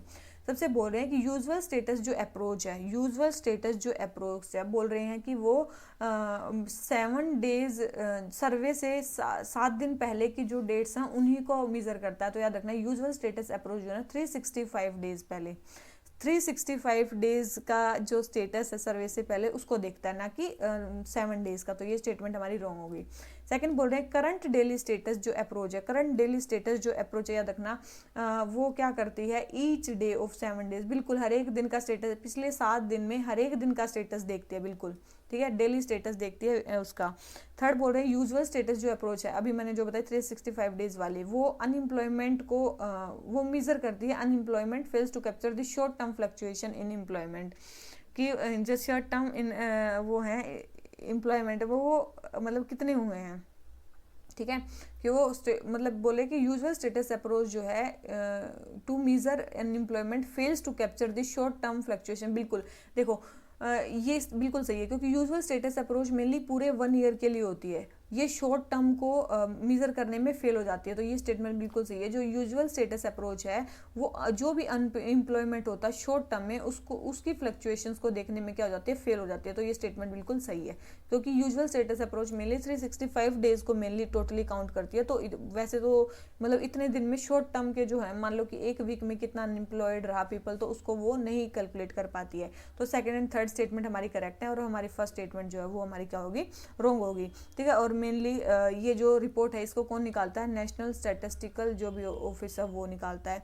ठीक है, और ये मेनली किस मिनिस्टर के under, ministry of statistics and programme implementation के अंडर ये निकाले जाते हैं। और इनको लेड कौन करता है, इनको लेड करता है डायरेक्टर जनरल। कौन इसको लेड करता है, डायरेक्टर जनरल। ठीक है, याद रखना 2019 में आपको पता होगा कि NSSO प्लस एक CSO ऑर्गेनाइजेशन थी, इन दोनों को मिला के क्या बना दिया गया, NSO, नेशनल स्टैटिस्टिकल ऑर्गेनाइजेशन बना दिया गया है। ठीक है, इसके लिए भी कौन सी मिनिस्ट्री रिस्पॉन्सिबल है, ministry of statistics and programme implementation, इसके रेगुलेशन के लिए। ठीक है, और मेनली इसको लेड कौन करता है, इसको लेड करता है सेक्रेटरी जो होते हैं स्टैटिस्टिक्स एंड प्रोग्राम इम्प्लीमेंटेशन के, जो सेक्रेटरी हैं वो इसको लेड करते हैं। ठीक है, ध्यान रखना। तो ये अब जो है 2019 में NSSO और CSO दोनों ऑर्गेनाइजेशन को मर्ज करके एक ही ऑर्गेनाइजेशन बना दिया गया, जिसको बोलते हैं नेशनल स्टैटिस्टिकल ऑर्गेनाइजेशन या फिर ऑफिस, नेशनल स्टैटिस्टिकल ऑफिस। और अब ये एक ऑर्गेनाइजेशन है, अब NSSO नहीं है भी, अब ये क्या होती है, NSO है। तो क्वेश्चन नंबर 13 आंसर हो गया बी। आ जाते हैं किस पे, 14 पे। क्वेश्चन नंबर 14 हमें क्या बोलता है, ट्रिब्यूनल्स और हाई कोर्ट के बारे में बताना है। सबसे पहले, while high courts are established by constitution, tribunals can be established by act of parliament only. बोल रहे हैं कि जो हाई कोर्ट है वो कॉन्स्टिट्यूशन एस्टेब्लिश करता है, जबकि जो ट्रिब्यूनल्स हैं वो केवल और केवल एक्ट ऑफ पार्लियामेंट से ही एस्टेब्लिश होते हैं। तो ये स्टेटमेंट हमारी क्या है, ये स्टेटमेंट हमारी क्या बिल्कुल गलत है। ठीक है, ये स्टेटमेंट हमारी गलत है। क्यों है हमारी ये स्टेटमेंट गलत, क्योंकि जो हाई कोर्ट होते हैं यस वो तो कॉन्स्टिट्यूशन से एस्टेब्लिश होते हैं, ये बात सही है, लेकिन जो ट्रिब्यूनल्स हैं वो एक्ट ऑफ पार्लियामेंट से भी बन सकते हैं। ठीक है, एक्ट ऑफ स्टेट लेजिस्लेचर से भी, स्टेट लेजिस्लेचर भी उनको बना सकता है, और कौन बना सकता है, कॉन्स्टिट्यूशन के अकॉर्डिंग भी वो बनते हैं। बहुत इंपॉर्टेंट है, याद रखना, जो ट्रिब्यूनल्स हैं वो कॉन्स्टिट्यूशन भी उनको बनाता है, स्टेट लेजिस्लेचर भी बना सकता है, और एक्ट ऑफ पार्लियामेंट भी बना सकती है। तो ये स्टेटमेंट रॉन्ग होगी हमारी। ठीक है, समझ गए पहले। सेकेंड है, like high courts tribunals consist of judicial members only. बोल रहे हाई कोर्ट की तरह ट्रिब्यूनल्स में केवल और केवल जुडिशियल मेंबर्स होते हैं। याद रखना, देखो हाई कोर्ट में तो पता ही आपको जुडिशियल मेंबर्स होते हैं, लेकिन ट्रिब्यूनल्स में जुडिशियल मेंबर्स तो होते ही हैं, साथ में एक्सपर्ट्स भी होते हैं जिनके पास स्पेशल नॉलेज होती है उस सब्जेक्ट की। ठीक है, तो एक्सपर्ट्स भी होते हैं इसमें जिनके पास स्पेशल नॉलेज होती है। ठीक है, याद रखना। तो ये स्टेटमेंट भी हमारी रॉन्ग होगी। थर्ड है, both tribunals and high courts have the power to use all the enacted laws before making and decision. बोल रहे हैं कि बोल रहे हैं कि जो दोनों ही, जो ट्रिब्यूनल और जो हाई कोर्ट होते हैं, वो जितने भी इनेक्टेड लॉज हैं उनको यूज़ कर सकते हैं। तो याद रखना, जो हाई कोर्ट है ना वो सारे इनेक्टेड लॉज को यूज़ कर सकते हैं, लेकिन जो ट्रिब्यूनल्स हैं वो जो भी उस एक्ट के अंडर जो लॉज लिमिटेड हैं उसी में, मतलब जो भी जिस एक्ट के अकॉर्डिंग वो बने होंगे, केवल उसमें जो लॉज हैं उसके लिए मतलब वो हैं। ऐसा नहीं है वो सारे लॉज को यूज़ कर सकते हैं, उस एक्ट के अकॉर्डिंग जो जितने भी लॉज उसके जुरिडिक्शन के अंडर आते हैं, ट्रिब्यूनल केवल उन्हीं केसेस पे सुन सकता है। जैसे कि फॉरेनर ट्रिब्यूनल अगर बना दिया गया तो वो केवल ये डिटरमाइन कर सकते हैं कि वेदर ये पर्सन फॉरेनर है कि नहीं है, तो वो और सारे केसेस को नहीं सुन सकते। ठीक है, तो ऐसे ही चीज़ बोल रहे हैं कि सारे केसेस को ट्रिब्यूनल्स नहीं सुन सकते, हाई कोर्ट तो सुन सकते हैं। तो ये स्टेटमेंट भी हमारी क्या होगी, रॉन्ग होगी। तो तीनों ही स्टेटमेंट हमारी रॉन्ग होगी, तो हमारा आंसर क्या आ गया, डी। आ जाते हैं क्वेश्चन नंबर 15 पे। हमें बताना है लोकल एरिया बैंक के बारे में, बहुत इंपॉर्टेंट बैंक है। ठीक है, बहुत इंपॉर्टेंट बैंक है। सबसे पहले, they are set up to enable the mobilisation of rural saving by local institution. Local institution rural saving करें उसके लिए लाए गए हैं, बिल्कुल लाए गए हैं। सेकंड है, the priority sector lending targets are applicable to local area bank. बिल्कुल प्रायोरिटी सेक्टर लैंडिंग के टारगेट्स भी लोकल एरिया बैंक को दिए गए हैं। ये स्टेटमेंट भी हमारी करेक्ट है, दोनों ही स्टेटमेंट करेक्ट है, तो आंसर क्या आ गया, सी। अब मेनली लोकल एरिया बैंक बनाए कब गए थे, याद रखना, मेनली बजट 1996 में इनको अनाउंस किया गया था। उस टाइम पे फाइनेंस मिनिस्टर थे हमारे मनमोहन सिंह। ठीक है। मनमोहन सिंह उस टाइम पे फाइनेंस मिनिस्टर थे, उनके मतलब इसलिए बजट में तब इनको अनाउंस किया गया था। ठीक है। और अगर बात करें प्रायोरिटी सेक्टर लैंडिंग भी है इनमें, तो ये तो बता ही दिया। ठीक है। 1996 में इनको एस्टेब्लिश किया गया था। मतलब लोकल एरिया बैंक होते क्या है, मतलब कहाँ पे इनको एस्टेब्लिश किया जाता है, ऐसे एरियाज में। मतलब लोकल एरिया बैंक क्या होते हैं, 2 से 3 कॉन्टिग्यूअस डिस्ट्रिक्ट होने चाहिए, 2 से 3 कॉन्टिग्यूअस डिस्ट्रिक्ट होने चाहिए जहाँ पे रूरल सेविंग्स को प्रमोट किया जा सके। और उसके अलावा उन सब डिस्ट्रिक्ट्स में एक अर्बन सेंटर होना चाहिए। ओनली क्या होना चाहिए, 1 अर्बन सेंटर पर डिस्ट्रिक्ट, 1 अर्बन सेंटर होना चाहिए पर डिस्ट्रिक्ट। तो ये है इनकी कंडीशन। ठीक है। और मेनली किस एक्ट के अकॉर्डिंग इनको मतलब डाला गया है, बैंकिंग रेगुलेशन एक्ट के अंदर इनको डाला गया, बैंकिंग रेगुलेशन एक्ट के अंदर इनको डाला गया है। किसके अंदर, बैंकिंग रेगुलेशन एक्ट के अंदर। ठीक है। बैंकिंग रेगुलेशन एक्ट के अंदर इसको डाला गया है। 2 से 3 कंटिग्यूअस डिस्ट्रिक्ट्स के अंडर एक अर्बन सेंटर होना चाहिए, वहाँ पे भी रूरल सेविंग्स को प्रमोट करेंगे। ठीक है। और याद रखना ये क्या होते हैं, नॉन शेड्यूल्ड बैंक होते हैं। ठीक है। Local area bank schedule bank नहीं होती, ये नॉन शेड्यूल्ड बैंक होते हैं। इसलिए इसमें जो CRR SLR की जो कुछ वैल्यू है वो इनके लिए एप्लीकेबल है, लेकिन कुछ कैवेट्स के साथ। ठीक है। और मैंने बता दिया कि PSL या फिर लैंडिंग रेट्स हैं वो कमर्शियल बैंक की तरह इसमें होते हैं। और याद रखना यहाँ पे जो भी वोटिंग पावर होगी वो किस पे डिपेंड करेगी, यहाँ पे वोटिंग पावर डिपेंड करेगी शेयर होल्डिंग पे। जितनी जिसकी शेयर होल्डिंग होगी उतनी ही मतलब वोटिंग पावर होगी उसकी। ठीक है। और इनको कौन रेगुलेट करता है, मेनली इनको रेगुलेट करता है ओनली RBI। कौन इनको रेगुलेट करता है, ओनली RBI इनको रेगुलेट करता है। पहले ये 4 थे नंबर में। ठीक है। लेकिन एक जो बैंक है वो स्मॉल फाइनेंशियल बैंक में क्या हो गया, कन्वर्ट हो गया। एक बैंक स्मॉल फाइनेंशियल बैंक में कन्वर्ट हो गया, इसलिए अभी कितने बच गए, 3 ही केवल मतलब लोकल एरिया बैंक बचे। वो 3 का नाम क्या है, एक तो है कोस्टल बैंक आंध्रा में। ठीक है। एक तो है कोस्टल बैंक आंध्रा में, एक है महाराष्ट्र में इस यहाँ पे सुभद्रा। ठीक है। Subhadra local area bank Kolhapur में। ठीक है। सुभद्रा लोकल एरिया बैंक कहाँ पे है, ये कोल्हापुर में। और एक बैंक है कृष्णा भीमा समृद्धि आंध्रा में। ठीक है। एक और आंध्रा में है। तो 2 बैंक जो है वो मतलब ये आंध्रा एंड कर्नाटका में है। ठीक है। 2 बैंक आंध्रा में है, एक बैंक महाराष्ट्र में है। तो ये 3 हैं जो लोकल एरिया बैंक है। ठीक है। और सारी चीजें बता दिया किस एक्ट के अंदर है, वोटिंग पावर कैसे है, कौन इनको रेगुलेट करता है, प्रायोरिटी सेक्टर लैंडिंग टारगेट्स हैं कि नहीं है इसके। ठीक है। तो ये हो गया हमारा question complete local area bank के बारे में। बहुत इंपॉर्टेंट है लोकल एरिया बैंक। तो क्वेश्चन नंबर 15 आंसर सी आ जाते हैं क्वेश्चन नंबर 16 पे। हमें बताना है नीवा क्या है, नेशनल ई विधान एप्लीकेशन। क्या लग रहा है, देखो नेशनल ई विधान एप्लीकेशन का मतलब है जो विधानसभा की जो सारी प्रोसीडिंग्स हैं या जितने भी एक्ट्स हैं वो इलेक्ट्रॉनिक हो जाना। सबसे पहले बोल रहे हैं कि it is a work flow system developed on NIC cloud Meghraj पे ये मतलब वर्क फ्लो सिस्टम बनाया गया है, बिल्कुल ये बनाया गया है। और यूपी की विधानसभा में मेनली इसको मतलब अडॉप्ट किया गया है। सेकंड है it is a mission mode, बिल्कुल मिशन मोड में इसको सबसे पहले स्टार्ट किया गया है टू डिजिटाइज करने के लिए और जो स्टेट लेजिस्लेचर है उसको पेपरलेस बनाने के लिए। बिल्कुल, तो दोनों ही स्टेटमेंट हमारे सही हैं, उसी के लिए किया गया है। और डिजिटल इंडिया प्रोग्राम का मेनली ये पार्ट है। किसका, डिजिटल इंडिया प्रोग्राम का मेनली ये पार्ट है। और किस मिनिस्ट्री के under, ministry of parliamentary affairs इसकी नोडल एजेंसी है। नोडल एजेंसी कौन है इसकी, मिनिस्ट्री ऑफ पार्लियामेंट्री अफेयर्स। ये बहुत इंपॉर्टेंट है, कौन सी मिनिस्ट्री है। ठीक है, मिनिस्ट्री ऑफ पार्लियामेंट्री अफेयर्स इसकी मेनली क्या है, नोडल एजेंसी है। तो ये चीज़ ध्यान रखनी है। क्वेश्चन नंबर 16 आंसर हो गया सी। आ जाते हैं क्वेश्चन नंबर 17 पे। हमें बताना है इंडिया और गल्फ रीजन्स के बारे में बताना है, इंडिया और गल्फ रिलेशंस के बारे में कि इंडिया और गल्फ नेशंस के साथ कैसे रिलेशन है। सबसे पहले हैं out of India total import of crude oil in last 15 years. जो गल्फ कंट्रीज का जो शेयर है वो मोर देन 80% है। तो याद रखना गल्फ नेशंस का जो शेयर है ना वो अप्रोक्स 60% है, मोर देन 80% नहीं है। ठीक है, 60% के आसपास है। तो ये स्टेटमेंट हमारी रॉन्ग होगी। सेकंड है लास्ट 5 साल में जो सऊदी अरेबिया है वो लार्जेस्ट ट्रेडिंग पार्टनर है इंडिया का। तो याद रखना सऊदी अरेबिया नहीं, लास्ट 5 साल में UAE जो है वो लार्जेस्ट ट्रेडिंग पार्टनर है। कौन हो गया लार्जेस्ट ट्रेडिंग पार्टनर, हमारा UAE हो गया। अप्रोक्स 7% ट्रेड हमारा उनके साथ होता है। और 277 बिलियन का 277.4 बिलियन का ट्रेड इनके साथ होता है, बिलियन डॉलर का। ठीक है, वैसे गल्फ कॉरपोरेशन काउंसिल में मेनली गल्फ नेशंस में कंट्रीज कौन कौन सी आती हैं, जैसे कि UAE, ठीक है, सऊदी अरेबिया, उसके बाद हमारी आगे बहरीन, ओमान, कुवैत, कतर। ठीक है, ये सारी कंट्रीज इसके अंडर आती हैं। ठीक है, और मेनली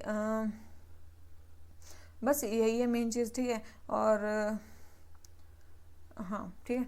उसके बाद अगर बात करें क्या, देखो चलो ये हो गया हमारा क्वेश्चन, ठीक है, तो दोनों स्टेटमेंट हमारी रॉन्ग होगी, इसका आंसर हमारा क्या हो गया, क्वेश्चन का आंसर हो गया हमारा डी, ठीक है। इसके अलावा देखो हमारी है ना इन गल्फ कंट्रीज के साथ काफ़ी वैसे भी रिलेशन है, मतलब मिलिट्री भी हमारी इनकी मतलब इनके साथ काफ़ी अच्छे रिलेशन मेंटेन करती है। जैसे कि अगर ओमान के साथ बोलें तो मतलब ओमान का एक पोर्ट बहुत फेमस है जिसको बोलते हैं पोर्ट ऑफ दुकम, ठीक है, पोर्ट ऑफ दुकम। ये किसका पार्ट है, डायमंड जो नेकलेस इंडिया का है उसका पार्ट है, ये पोर्ट ऑफ दुकम उसका पार्ट है, ठीक है।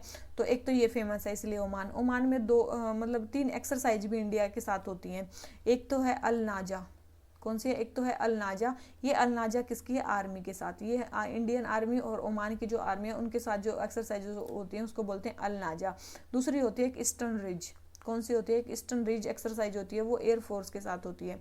और एक है हमारी नसीम अल बहार, कौन सी है, नसीम अल बहार, ये कौन सी है, ये नेवी के साथ है हमारी। तो ये 3 हमारी क्या है, मतलब एक्सरसाइजेज हैं जो मेनली किसी भी कंट्री के साथ मतलब ओमान के साथ हमारी होती हैं, ठीक है। तो ये इसीलिए हमारी, तो ये भी गल्फ नेशन है इसीलिए फेमस है। उसके बाद यूएई के साथ तो हमारी होती हैं, यूएई के साथ हमारी 2 चीज़ें हैं, क्या, एक तो है नेवल एक्सरसाइज, नेवल एक्सरसाइज को बोलते हैं बाइलेट, ठीक है, बाइलेट, इंडिया यूएई बाइलेट। और एयर एक्सरसाइज को बोलते हैं डेजर्ट ईगल 2, ठीक है, इसको बोलते हैं डेजर्ट ईगल 2। ये एक्सरसाइज मेनली हमारी इंडिया यूएई के साथ होती है। और I2U2 में भी जो यूएई है वो हमारा पार्टनर बना है, ठीक है। I2U2 में भी जो एक यू है वो यूएसए है और एक यू जो है वो यूएई है, ठीक है। I2U2 के भी दोनों पार्ट्स हैं। तो क्वेश्चन नंबर 17 हमारा आंसर हो गया डी। आ जाते हैं किस पे, क्वेश्चन नंबर 18 पे, ठीक है। डेफिसिट के बारे में बताना है कि एनुअल फाइनेंशियल स्टेटमेंट में जो डेफिसिट है उसके बारे में बताना है। बोल रहे हैं इफेक्टिव रिवेन्यू डेफिसिट, आज ये भी मतलब बताया मैंने थोड़ी देर पहले, तो कि रिवेन्यू डेफिसिट में से जब हम क्या माइनस कर देते हैं जो कैपिटल एसेट्स हैं, मतलब जो अमाउंट हमारे कैपिटल एसेट के फॉर्मेशन में यूज हुआ है, अगर हम उसको माइनस कर देते हैं तो उसको वो बन जाता है इफेक्टिव रिवेन्यू डेफिसिट। तो बोल रहे हैं इफेक्टिव रिवेन्यू डेफिसिट जो सिग्निफाई करता है amount of capital receipts that are being used for actual consumption expenditure of the government, कि एक्चुअल कंजप्शन एक्सपेंडिचर में कितना अमाउंट यूज हुआ उसको बोलते हैं इफेक्टिव रिवेन्यू डेफिसिट, बिल्कुल। सेकंड बोल रहे हैं ग्रोस प्राइमरी डेफिसिट, देखो बिल्कुल ग्रोस प्राइमरी डेफिसिट का मतलब क्या होता है कि जितना भी हमारा फिस्कल डेफिसिट है उसमें से हम पिछली जो इंटरेस्ट है वो कितना दे रहे हैं, इंटरेस्ट लाइबिलिटीज कितनी दे रहे हैं, उसको बोलेंगे प्राइमरी डेफिसिट। तो ये हो गया ग्रोस फिस्कल डेफिसिट माइनस जो पिछले जो हमने लोन लिए हुए हैं उसका हम कितना इंटरेस्ट पे कर रहे हैं, तो उसको बोलते हैं ग्रोस प्राइमरी डेफिसिट। दोनों ही स्टेटमेंट सही है, तो हमारा आंसर क्या आ गया, सी, ठीक है। इफेक्टिव रेवेन्यू डेफिसिट के बारे में पता चल गया, ग्रोस प्राइमरी डेफिसिट के बारे में पता चल गया। आ जाते हैं क्वेश्चन नंबर 19 पे। किसी के बारे में बताएं, बोल रहे हैं कि ये एक पत्थर पे बैठे फॉर 13 दिन तक लगातार, who challenge about authenticity of अभंग्यास, जिन्होंने ऑथेंटिसिटी और अभंग्यास को चैलेंज किया। He had written his message about a casteless society, इनका मैसेज था कास्टलेस सोसाइटी होनी चाहिए। जो भी रिचुअल्स हैं सोशल मूवमेंट में वो उनको उन्होंने डिनाई कर दिया। और वरी प्रिविलेज, ठीक है, उन्होंने वरी जो था एक सेक्ट उसको उन्होंने स्टार्ट किया। तो ये कौन थे, ठीक है, तो मेन बताना है कि ये कौन थे, ये थे संत तुकाराम।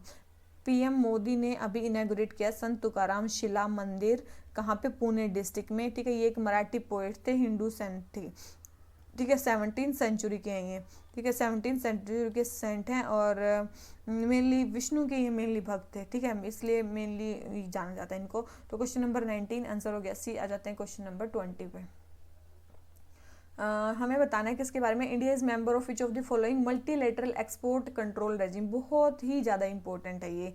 इंडिया किसका पार्ट है, देखो न्यूक्लियर सप्लायर ग्रुप का तो इंडिया पार्ट है नहीं, ठीक है, न्यूक्लियर सप्लायर ग्रुप का इंडिया पार्ट नहीं है, ठीक है। तो एक हमसे क्वेश्चन कट गया, तो इसका मतलब वेस्टर्नार का भी पार्ट है, ऑस्ट्रेलियन ग्रुप का भी पार्ट है और MTCR का भी पार्ट है, तीनों का ही पार्ट इंडिया है। और अभी रिसेंटली ही इंडिया इसका पार्ट बना है, ठीक है। वेस्टर्नार क्या है, एक वॉलेंट्री एक्सपोर्ट कंट्रोल रेजिम है, ठीक है।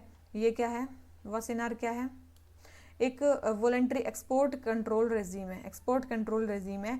और मेनली ये कब बनी है, ये वेस्टर्नार बनी थी 1996 में, ठीक है। ये मेनली मतलब किसके लिए है, ड्यूअल यूज गुड्स के लिए, ड्यूअल यूज्ड गुड्स के लिए, मतलब ऐसे सामान जो जिनसे अच्छे काम भी किए जा सकते हैं साथ में बुरे भी किए जा सकते हैं। जैसे कि अगर कोई रेडियो एक्टिव एलिमेंट्स है उससे आप एटॉमिक बॉम्ब भी बना सकते हो और साथ में कुछ, या फिर रेडियो एक्टिव मतलब जो मेनली कोई भी चीज़ में डिफेंस में या फिर उसमें भी आप मतलब डिफेंस में नहीं सॉरी उसमें भी आप यूज़ कर सकते हो, किसमें स्पेस वगैरह टेक्नोलॉजी में भी आप उसको यूज़ कर सकते हो, इलेक्ट्रिक व्हीकल्स बनाने में उसका यूज़ कर सकते हो। तो ऐसे ड्यूअल यूज गुड्स उनके एक्सपोर्ट को कंट्रोल करने के लिए मेनली वेसनार एग्रीमेंट लाया गया है। ठीक है, क्या इंडिया ने इसको साइन कर रखा है? यस, इंडिया ने इसको साइन किया है और इंडिया ने इसको किया है 2017 में साइन। कब किया है? 2017 में इंडिया ने इसको साइन किया है। और इसका सेक्रेटरीट कहाँ है याद रखना, वियना में इसके हेडक्वार्टर बोले सेक्रेटरीट है।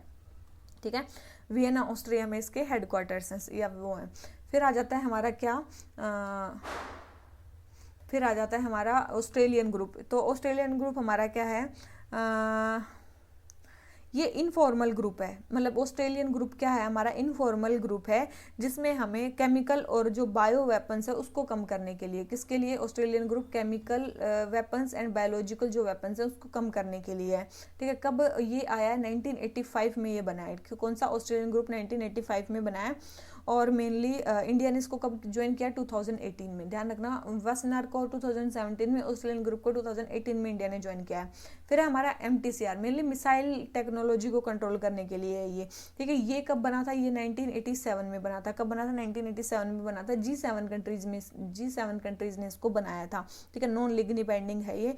और इंडिया ने इसको कब ज्वाइन किया? सबसे पहले 2016 में इंडिया ने इसको ज्वाइन किया MTCR को। ठीक है, तो ये तीन जो ये हमारे एग्रीमेंट्स है ये बहुत बहुत बहुत ज़्यादा इंपॉर्टेंट है, इसलिए मैंने ये तीनों बताए हैं। ठीक है, और NSG का इंडिया भी पार्ट बना ही नहीं है। ठीक है, NSG का भी इंडिया पार्ट बना ही नहीं है। तो ये हो गया हमारा क्वेश्चन कि इंडिया किस किस का पार्ट है। क्वेश्चन नंबर 20 आंसर हो गया ए। आ जाते हैं क्वेश्चन नंबर 21 पे। हमें क्या बोलता है क्वेश्चन नंबर 21? सबसे पहले है कि जीडीपी को कैलकुलेट करने में, while calculating the GDP expenditure method से क्या क्या चीज़ें यूज़ होती हैं। देखो, एक्सपेंडिचर मेथड से जब जीडीपी यूज़ होती है ना तो उसमें कई चीज़ें हमारी यूज़ होती हैं। क्या क्या? सबसे पहले है बोल रहे हैं कि final house hold consumption expenditure, बिल्कुल मेनली कंजप्शन जो हाउस होल्ड का होता है उसको बोलते हैं सी। ठीक है, सेकंड बोल रहे हैं कि एक्सपेंडिचर ऑन इंटरमीडिएट गुड, नहीं इंटरमीडिएट गुड नहीं, फाइनल गुड्स का जो एक्सपेंडिचर होता है उसको बोलते हैं। तो ये स्टेटमेंट तुम्हारी रॉन्ग होगी। फाइनल गुड्स पे जो मेनली वो होता है ना उसको बोलते हैं, ना कि इंटरमीडिएट गुड्स पे जो इन्वेस्टमेंट एक्सपेंडिचर होता है उसको बोलते हैं इन्वेस्टमेंट एक्सपेंडिचर। फिर तीसरा बोल रहे हैं final capital expenditure, yes final capital expenditure होता है। फोर्थ है government expenditure on unemployment allowance, नहीं गवर्नमेंट एक्सपेंडिचर अनएम्प्लॉयमेंट अलाउंस पे नहीं होता। अनएम्प्लॉयमेंट अलाउंस मेनली आता है ट्रांसफर पेमेंट में, किस में आता है? ट्रांसफर पेमेंट में आ जाता है। ठीक है, मेनली गवर्नमेंट एक्सपेंडिचर आता तो है। गवर्नमेंट एक्सपेंडिचर कौन सा आएगा? जैसे कि जो हम डिफेंस पे गवर्नमेंट कर रही है या फिर हेल्थ पे, एजुकेशन पे जो चीज़ें कर रही है उस पे आएगा, ना कि मतलब कोई भी अनएम्प्लॉयमेंट, पेंशन, स्कॉलरशिप ये सब चीज़ें दे रही है उस पे, मतलब वो एक्सपेंडिचर मेथड में नहीं गिना जाएगा। तो उसको बोलते हैं जीडीपी। तो फर्स्ट एंड थर्ड आ गया हमारा आंसर। ठीक है, फर्स्ट एंड थर्ड। तो मेनली किस में क्या क्या चीज़ें आती हैं मेनली एक्सपेंडिचर मेथड में, तो मैंने बता दिया आपको। और इसके साथ एक आते हैं नेट एक्सपोर्ट्स। क्या आते हैं इसके साथ? आते हैं नेट एक्सपोर्ट्स आते हैं। ठीक है, क्या आते हैं इसके साथ? आते हैं हमारे नेट एक्सपोर्ट्स। ठीक है, एक सेकेंड। ठीक है, तो ये हमारा होता है जीडीपी जो एक्सपेंडिचर मेथड से हमारी निकाली जाती है। ठीक है, तो अब आ जाते हैं किस पे? क्वेश्चन नंबर 22 पे। क्वेश्चन नंबर 22 हमें क्या बोलता है? हमें बताना वर्ल्ड बैंक ग्रुप के बारे में कि क्या कौन सी चीज़ किस चीज़ के लिए, मतलब वर्ल्ड बैंक ग्रुप में 5 चीज़ें आती हैं, मतलब 5 इसके अंदर बॉडीज़ हैं। तो वो किस किस चीज़ के लिए हैं? तो सबसे पहले बोल रहे हैं international finance corporation. International finance corporation, तो याद रखना जो इंटरनेशनल फाइनेंस कॉरपोरेशन है वो किसके लिए है? तो ये बोल रहे हैं कि reduce poverty by providing 0 to low interest loan. Mainly जो लोन्स के लिए होता है ना, मेनली जो कि मतलब हमें लो इंटरेस्ट जो पॉवर्टी जीरो करनी है और हमें लो इंटरेस्ट लोन देने हैं उसके लिए होती है इंटरनेशनल डेवलपमेंट एसोसिएशन IDA, ये होती है। ठीक है, पॉवर्टी को जीरो करने के लिए और लो इंटरेस्ट लोन के लिए होती है क्या? हमारी ये वाली। तो फर्स्ट स्टेटमेंट तो हमारी रॉन्ग होगी। फिर बोल रहे हैं सेकंड में बोल रहे हैं कि इंटरनेशनल डेवलपमेंट एसोसिएशन जो है वो होती है encourage growth of private sector in developing countries, की डेवलपिंग कंट्री में हमें प्राइवेट सेक्टर की ग्रोथ करनी है उसके लिए क्या होती है? International finance corporation. जिसमें हमें प्राइवेट सेक्टर की ग्रोथ करनी है वो क्या होती है? Finance corporation. और जिसमें हमें पॉवर्टी को कम करना है वो कौन सी होती है? इंटरनेशनल डेवलपमेंट एसोसिएशन, वो क्या है? वर्ल्ड बैंक ग्रुप में जो है। ठीक है, उसके अलावा तीसरा है multilateral investment guarantee agency. Multilateral investment guarantee agency mainly किसके लिए होती है? जो FDI को प्रमोट करती है डेवलपिंग कंट्रीज में। ये स्टेटमेंट हमारी करेक्ट है। जो मेनली एफडीआई को प्रमोट करती है कंट्रीज में। तो ये स्टेटमेंट हमारी सही है। First and second statement wrong है, थर्ड स्टेटमेंट क्या है हमारी करेक्ट है। तो थर्ड स्टेटमेंट हमारी करेक्ट है, तो हमारा आंसर क्या आ गया डी। ठीक है, इसके अलावा देखो एक तो ये पार्ट हो गया, एक ये हो गया, एक ये हो गया। ठीक है, दो पार्ट और होते हैं। एक तो होता है इंटरनेशनल जो SID, international centre for settlement of investment disputes, ये क्या होती है? इंडिया इसका मेंबर नहीं है, याद रखना, इंडिया इसका मेंबर नहीं है। ये डिस्प्यूट्स के सेटलमेंट के लिए बॉडी होती है, ये है इसकी fourth body world bank group की। एक होती है IBRD, international bank for bank, IBRD। ठीक है, तो ये मेनली क्या करती है? फाइनेंशियल प्रोडक्ट्स प्रोवाइड करती है और पॉलिसी एडवाइस देती है ताकि पॉवर्टी को रिड्यूस किया जा सके और सस्टेनेबल डेवलपमेंट हो सके सबका। क्या हो सके? सबका सस्टेनेबल डेवलपमेंट हो सके। ये होती है IBRD। ठीक है, तो ये होती है हमारी क्या? IBRD। तो ये है हमारे 5 पार्ट। और याद रखना, इंडिया केवल और केवल इसी इंटरनेशनल ये डिस्प्यूट्स वाले का पार्ट नहीं है, और सबका इंडिया पार्ट है। ठीक है, और सबका इंडिया पार्ट है। ठीक है, तो ये हमारा क्वेश्चन हो जाता है कंप्लीट। क्वेश्चन नंबर 20 जो भी है 22 आ जाते हैं किस पे? क्वेश्चन नंबर 23 पे। क्वेश्चन नंबर 23 हमें क्या बोलता है? हमें बताना है कि जीडीपी को कैलकुलेशन के बारे में क्या चीज़ सही नहीं है। जीडीपी के कैलकुलेशन के बारे में क्या चीज़ सही नहीं है? सबसे पहले जीडीपी मेजर करती है एग्रीगेट प्रोडक्शन ऑफ जो फाइनल गुड्स एंड सर्विसेज हैं, जो डोमेस्टिक टेरिटरी के अंडर होती हैं, उनको बिल्कुल जीडीपी उन्हीं को कैलकुलेट करती है। तो ये बात तो सही है, ये गलत नहीं है।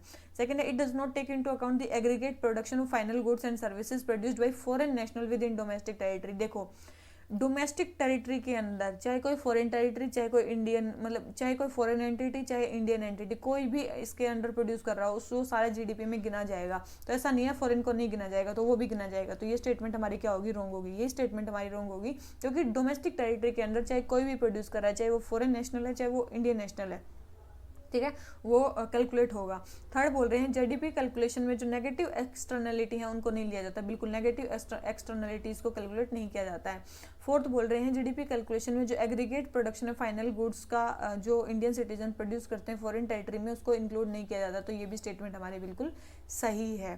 ठीक है, जो फॉरेन टेरिटरी में प्रोड्यूस होता है वो इंक्लूड नहीं किया जाता, मेनली केवल जो इंडियन टेरिटरी में होगा वही प्रोड्यूस किया, मतलब मेनली वही कैलकुलेट किया जाता है। तो क्वेश्चन नंबर 23 आंसर हो गया हमारा बी। आ जाते हैं किस पे? क्वेश्चन नंबर 24 पे। हमें बताना है ग्रीन रिवॉल्यूशन के बारे में क्या चीज़ सही नहीं है। ठीक है, सबसे पहले बोल रहे हैं ये 1950s में स्टार्ट हुआ, बिल्कुल भी नहीं, 1960s के लास्ट में और 70s में स्टार्ट हुआ है। सेकंड बोल रहे हैं ये मेनली इसमें हाई यील्डिंग वैरायटी सीड्स का यूज़ हुआ, बिल्कुल हाई यील्डिंग वैरायटीज़ का सीड का तो यूज़ हुआ था। थर्ड बोल रहे हैं कि क्या high yielding variety seed significantly lower the use of irrigation. देखो, जितने हाई वैरायटी सीड होंगे उसके लिए क्या नीडेड था? फर्टिलाइजर, मैन्योर अच्छे से यूज करना, उसके बाद इरिगेशन फैसिलिटी उनके लिए अच्छी होनी चाहिए, तो यूज ऑफ इरिगेशन ज़्यादा बढ़ गया था इससे। ठीक है, इरिगेशन जो मेनली ऑर्गेनाइज्ड या रेगुलर वाटर सप्लाई उसके लिए ज़्यादा जरूरी थी हाई यील्डिंग वैरायटी सीड्स के लिए। तो ऐसा नहीं है उससे इरिगेशन कम होगी, तो ये स्टेटमेंट भी हमारी रॉन्ग है। तो हमें क्या चीज़ बतानी है? गलत स्टेटमेंट बतानी है। तो फर्स्ट एंड थर्ड हमारी क्या होगी? गलत स्टेटमेंट होगी। तो हमारा आंसर क्या आ गया? ए। ठीक है, समझ में आया क्या था? आ जाते हैं क्वेश्चन नंबर 25 पे। जीडीपी डिफ्लेटर के बारे में बताना है। बोल रहे हैं कि ये नॉमिनल जीडीपी और रियल जीडीपी का रेशियो है, तो बिल्कुल ये नॉमिनल और जीडीपी का रेशियो है। और सेकंड बोल रहे हैं the weight of goods used in, जो भी जीडीपी डिफ्लेटर में जो वेट्स गुड्स का जो वेट है जीडीपी डिफ्लेटर को कैलकुलेट करने में, वो प्रोडक्शन लेवल के अकॉर्डिंग चेंज होता रहता है, बिल्कुल प्रोडक्शन लेवल के अकॉर्डिंग चेंज होता रहता है। और मेनली जो जीडीपी डिफ्लेटर है वो किसको रिफ्लेक्ट करता है? इन्फ्लेशन को, कि हमारी जो इकोनॉमी है उसमें कितना इन्फ्लेशन है उसको रिफ्लेक्ट करता है। तो दोनों ही स्टेटमेंट सही है, तो हमारा आंसर क्या हो गया? सी। आ जाते हैं किस पे? क्वेश्चन नंबर 26 पे। क्वेश्चन नंबर 26 हमें क्या बोलता है कि इंडियन इकोनॉमी के बारे में हमें बताना है। सबसे पहले the unemployment rate is defined as the percentage of unemployed person in the labour force. Unemployment rate क्या होता है? कितने अनएम्प्लॉयड पीपल हैं लेबर फोर्स में, बिल्कुल उसी को वो करता है। सेकंड बोल रहे हैं कि जो वर्कर पॉपुलेशन रेशियो है उसका रेशियो होता है percentage of total workers to total population, बिल्कुल टोटल पॉपुलेशन में कितने टोटल वर्कर्स हैं उसकी परसेंटेज को बोलते हैं वर्कर पॉपुलेशन रेशियो। दोनों स्टेटमेंट हमारी सही है, तो हमारा आंसर क्या हो गया? सी। ठीक है, कोई ज्यादा चीजें इसमें है नहीं। आ जाते हैं क्वेश्चन नंबर 27 पे। लिक्विड नैनो यूरिया के बारे में बताना है। सबसे पहले है it helps in minimising the environmental footprint. देखो, लिक्विड नैनो यूरिया जो है वो मतलब ये है, मतलब मेनली इफ्को ने इसको डेवलप किया है। और मेनली क्या है, ये बिल्कुल थोड़ा सा अमाउंट आपको यूज़ करना पड़ेगा और इसका इफेक्ट ज़्यादा होगा। तो बोल रहे हैं कि इससे इन्वायरमेंटल फुटप्रिंट कम हो जाएगा, तो बिल्कुल इससे इन्वायरमेंटल फुटप्रिंट कम हो जाएगा। बोल रहे हैं ये 10,000 times more surface area to volume size है इसका एज कम्पेयर टू कन्वेंशनल जो यूरिया उससे। बिल्कुल ये स्टेटमेंट सही है और उससे ये ज़्यादा इफेक्टिवली काम करेगा मेनली क्रॉप्स पे। थर्ड बोल रहा है ये इंडिजीनियसली डेवलप भी है इसलिए भी फेमस है। बिल्कुल ये इंडिजीनियसली डेवलप भी है। और इफको ने इसको मेनली बनाया, इफको मतलब IFFCO यही है, Indian farmer fertiliser cooperative limited, इसी को बोलते हैं इफको। ठीक है, तो आंसर आ गया ए। ठीक है, तो क्वेश्चन नंबर 27 आंसर हो गया हमारा ए। ठीक है, बहुत ज़्यादा एफिशिएंट है, 85 to 90% इसकी एफिशिएंसी है। कितनी? 85 to 90%। तो क्वेश्चन नंबर 27 ए। आ जाते हैं क्वेश्चन नंबर 28 पे। हमें बताना है कॉन्ट्रैक्शनरी फिस्कल पॉलिसी के बारे में। कॉन्ट्रैक्शनरी फिस्कल पॉलिसी के बारे में देखो, कॉन्ट्रैक्शनरी फिस्कल पॉलिसी क्या होती है? जो फिस्कल पॉलिसी मतलब कॉन्ट्रैक्शन करेगी मनी सप्लाई में। मनी सप्लाई मतलब उससे क्या हो जाएगी? कॉन्ट्रैक्ट हो जाएगी, मतलब कम हो जाएगी। समझ में आया? कॉन्ट्रैक्ट करेगी, कॉन्ट्रैक्शनरी मतलब ये क्या करेगी, देख लेते हैं। मतलब मनी सप्लाई कम करेगी। सबसे पहले बोल रहे हैं डिक्रीज इन टैक्स रेट। तो टैक्स रेट देखो, टैक्स रेट अगर इकोनॉमी में कम होगी तो इससे क्या होगी? मनी सप्लाई बढ़ेगी। लेकिन हमें तो कॉन्ट्रैक्शन करना है, तो ये तो नहीं होगा। तो फर्स्ट स्टेटमेंट हमारी क्या होगी? रॉन्ग होगी। मतलब क्यों? क्योंकि टैक्स रेट अगर हम घटा देंगे तो ज़्यादा लोग मतलब अगर टैक्स रेट घटा दिए तो ज़्यादा लोग पैसे लेंगे, ज़्यादा मनी सप्लाई इकोनॉमी में होगी, और ज़्यादा मनी सप्लाई होगी वो तो हमें कम करनी है, हमें तो कॉन्ट्रैक्शनरी फिस्कल पॉलिसी यूज़ करनी है। तो फर्स्ट स्टेटमेंट तो रॉन्ग होगी। सेकंड बोल रहे हैं रिडक्शन इन सब्सिडीज। देखो बिल्कुल सब्सिडीज को हमें क्या करना है? रिड्यूस करना है ताकि मनी सप्लाई कम हो सके। थर्ड बोल रहे हैं इंक्रीज इन गवर्नमेंट एक्सपेंडिचर। देखो गवर्नमेंट एक्सपेंडिचर को हमें क्या करना है? कम करना है, ना कि बढ़ाना है। ठीक है, हमें क्या करना है? गवर्नमेंट एक्सपेंडिचर को कम करना है। मनी सप्लाई को अगर कम करना है तो गवर्नमेंट एक्सपेंडिचर को हमें कम करना पड़ेगा, तो उसको बोलेंगे कॉन्ट्रैक्शनरी फिस्कल पॉलिसी। तो थर्ड स्टेटमेंट भी रॉन्ग है, तो केवल सेकंड स्टेटमेंट करेक्ट है। तो हमारा आंसर क्या आ गया? ए। इसको बोलते हैं कॉन्ट्रैक्शनरी फिस्कल पॉलिसी। ऐसी फिस्कल पॉलिसी जिसमें हम क्या करेंगे? कॉन्ट्रैक्शन करेंगे, मनी सप्लाई का कॉन्ट्रैक्शन करेंगे। ठीक है, तो क्वेश्चन नंबर 28 आंसर आ गया ए। आ जाते हैं क्वेश्चन नंबर 29 पे।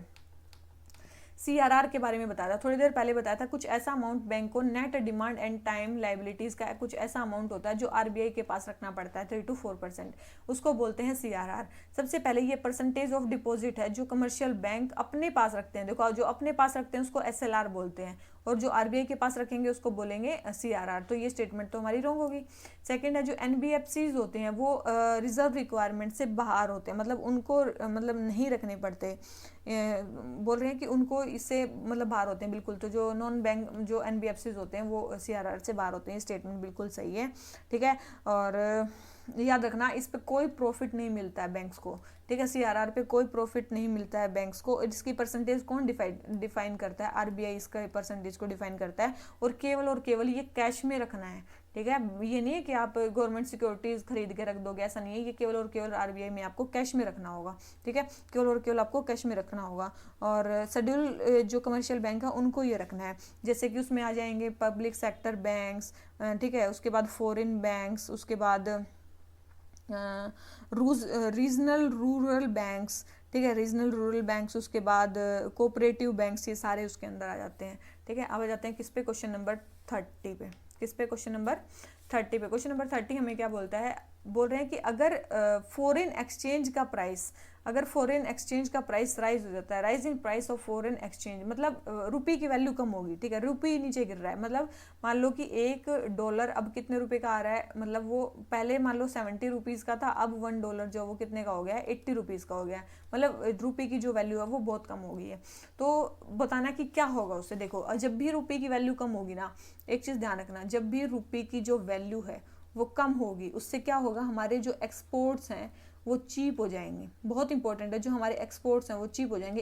एक मात्र जो फ़ायदा होता है वैल्यू की करेंसी गिरने का वो होता है कि हमारे जो एक्सपोर्ट्स हैं वो चीप हो जाते हैं। तो सबसे पहले बोल रहे हैं कि हाँ एक्सपोर्ट्स चीप हो जाएंगे। दूसरी चीज़ जो हमारी परचेजिंग पावर है, अगर हमें कोई फॉरेन सामान खरीदना है तो हमारी परचेजिंग पावर भी हमारी क्या हो जाएगी? कम हो जाएगी। ध्यान रखना, हमारी फॉरेन गुड खरीदने की जो परचेजिंग पावर है वो कम हो जाएगी।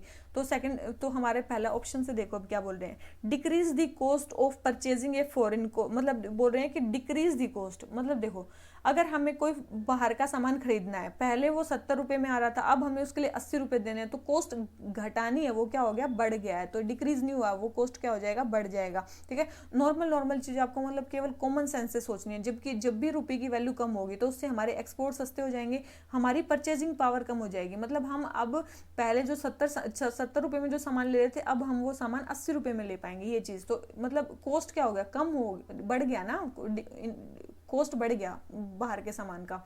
सेकंड बोल रहे हैं इंक्रीज द कॉस्ट, बिल्कुल ये सेकंड स्टेटमेंट बिल्कुल सही है, कॉस्ट बढ़ जाएगा बाहर के सामान खरीदने का।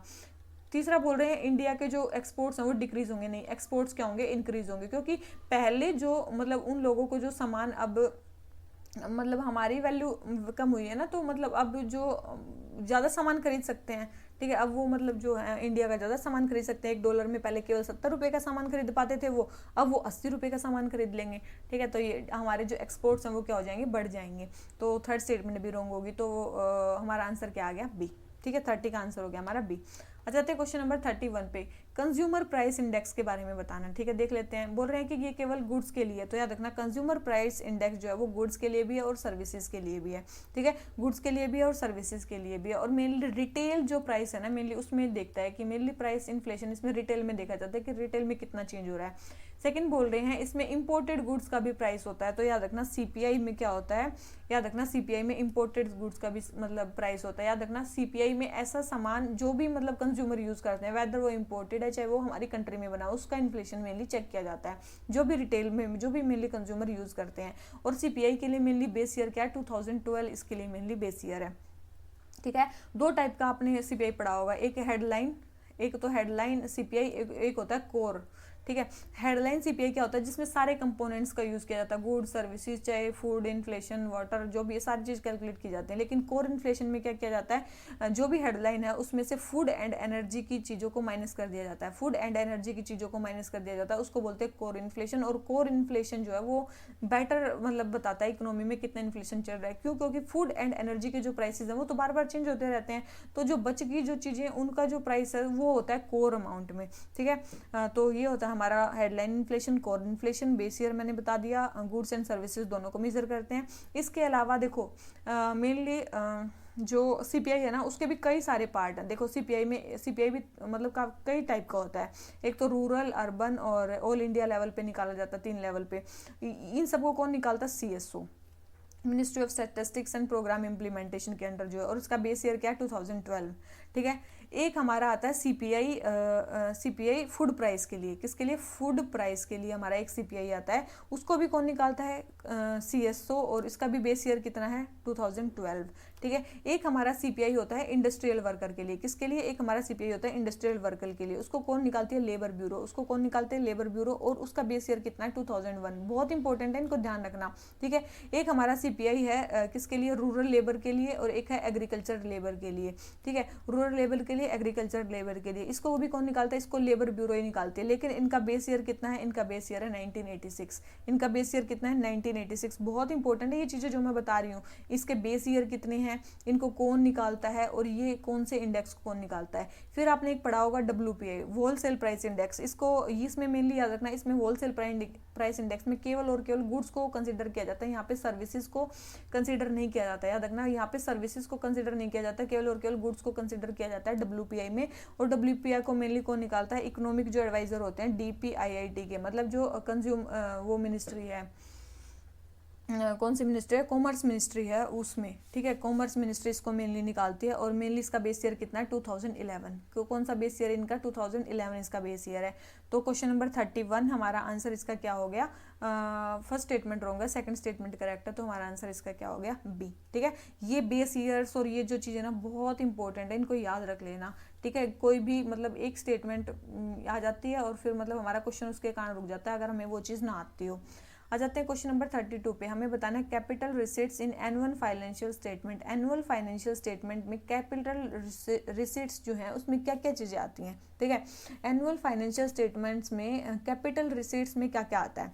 कैपिटल रिसीट्स मतलब जो ज़्यादा अमाउंट होता है और जो बार बार मतलब गवर्नमेंट के पास आता है। बोल रहे हैं कि loan received from foreign government, foreign government से जो लोन रिसीव होते हैं फॉरेन गवर्नमेंट से जो लोन रिसीव होते हैं, तो बिल्कुल फॉरेन गवर्नमेंट से जो लोन रिसीव होते हैं वो कैपिटल रिसिट्स में आते हैं। सेकंड बोल रहे हैं borrowing by the government through sale of T bills, जो टी बिल्स होते हैं, तो देखो जो टी बिल्स के थ्रू मेनली जो बोरोइंग होती है वो भी किसके अंडर आती है, इसी के अंडर आती है, कैपिटल रिसिट्स के अंदर। थर्ड बोल रहे हैं डायरेक्ट टैक्स का कलेक्शन, डायरेक्ट टैक्स का कलेक्शन इसके अंडर नहीं आता है, वो किसके अंडर आता है, डायरेक्ट टैक्स का कलेक्शन वो आता है रिवेन्यू रिसिट्स के अंडर, किसके अंडर, रिवेन्यू रिसिट्स के अंदर आता है, मतलब मेनली जो डायरेक्ट टैक्स का है, तो ये इसका आंसर डायरेक्ट क्या आ गया, सी। और रिकवरी ऑफ लोन भी मेनली किसके अंदर आता है, कैपिटल रिसिट्स के अंदर, ठीक है। तो ये किसके अंदर आता है, रिवेन्यू रिसिट्स के अंदर। तो ये भी चीज़ ध्यान रखनी, कैपिटल रिसिट्स के अंदर क्या आता है और रिवेन्यू रिसिट्स के अंदर क्या आता है। क्वेश्चन नंबर 32 आंसर हो गया सी। आ जाते हैं क्वेश्चन नंबर 33 पे। मनी मल्टीप्लायर के बारे में बताना है कि कितने मनी में मल्टीप्लाई हो रही है, मतलब उसको क्या बोलते हैं, ठीक है, कौन सी इसको टर्म को बेस्ट डिस्क्राइब कर रहे हैं। सबसे पहले है कि it is the demand for money for carrying out transaction, ऐसा नहीं है।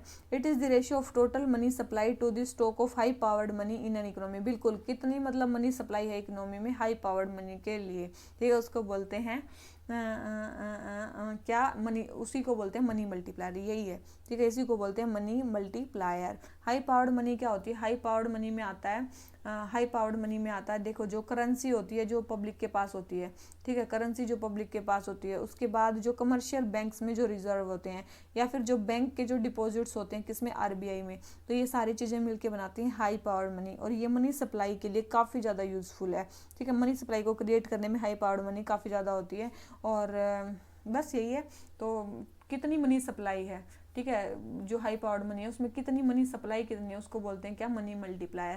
क्वेश्चन नंबर 33 आंसर हो जाता है बी। आ जाते हैं क्वेश्चन नंबर 34 पे।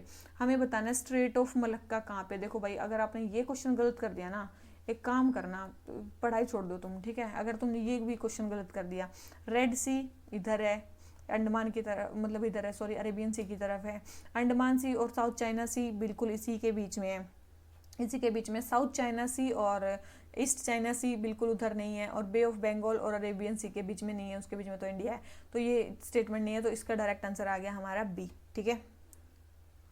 तो ये मैप आपको दिख रहा है, यहाँ पे है, यहाँ पे है क्या है, स्ट्रेट ऑफ मलक्का, यहाँ पे क्या है, स्ट्रेट ऑफ मलक्का है, ठीक है, जहाँ पे ये एरो घूम रहा है, यहाँ पे जहाँ पे सिंगापुर लिखा हुआ दिख रहा है, यहाँ पे है स्ट्रेट ऑफ मलक्का। देखो यहाँ पे अरेबियन सी, वहाँ पे है, इससे इधर आ जाएगा रेड सी, यहाँ पे है बे ऑफ बंगाल, ठीक है, यहाँ पे है साउथ चाइना सी, ठीक है, तो किस किस के बीच में है, यहाँ पे है अंडमान सी, ये रहा अंडमान सी और साउथ चाइना सी के बीच में आ जाता है यहाँ पे क्या, ये स्ट्रेट ऑफ मलक्का, ठीक है। तो आपको पोजीशन जो है बहुत इंपॉर्टेंट है, याद रखनी होगी आपको, ठीक है। तो ये क्वेश्चन हो गया हमारा कंप्लीट, ठीक है। तो क्वेश्चन नंबर 34 हो गया हमारा कंप्लीट। आ जाते हैं क्वेश्चन नंबर 35 पे। हमें बताना है मिनरल्स के बारे में कि किसको मेजर मिनरल्स बोला जाता है। तो याद रखना, देखो मैंने आपको बताया था माइंस एंड मिनरल्स एक एक्ट था लास्ट ईयर जब मैंने टेस्ट सीरीज कराई थी, तो उसमें मैंने बताया था कि माइंस एंड मिनरल्स एक एक्ट था, उसके अकॉर्डिंग जो माइनर मिनरल्स है ना उसमें आता था स्टोन, ग्रेवल्स, क्ले, ये सारी चीज़ें ऐसी चीज़ें आती है माइनर मिनरल्स में। इसके अलावा जो भी है छोड़ के वो सारे मेजर मिनरल्स में आते थे, कोल, यूरेनियम, गोल्ड, आयरन और ये सारे किस में आते हैं, मेजर मिनरल्स में ही आते हैं, ठीक है। कोई ऑफिशियल डेफिनेशन नहीं है मेजर मिनरल्स की, mainly mines and mineral act के अकॉर्डिंग जो माइनर मिनरल्स में नहीं आते वो सारे मेजर मिनरल्स में आते हैं, ठीक है। तो यही है, तो क्वेश्चन नंबर 35 आंसर हो गया हमारा सी। आ जाते हैं क्वेश्चन नंबर 36 पे। 36 क्या बोलता है, राकेश एक मैनुअल लेबर है किसी फैक्ट्री में जो शू बनाती है, जहाँ पे वो लोकेटेड है वहाँ पे क्या हो गया है, उस मतलब वो स्पेशलाइज्ड हो गई है, वो शू मैन्युफैक्चरिंग स्पेशलाइज हो गया है, वहाँ पे मशीन आ गई है अब शू बनाने के लिए यूएसए से, ठीक है। और अब क्या हो गया है, जब मतलब अब शू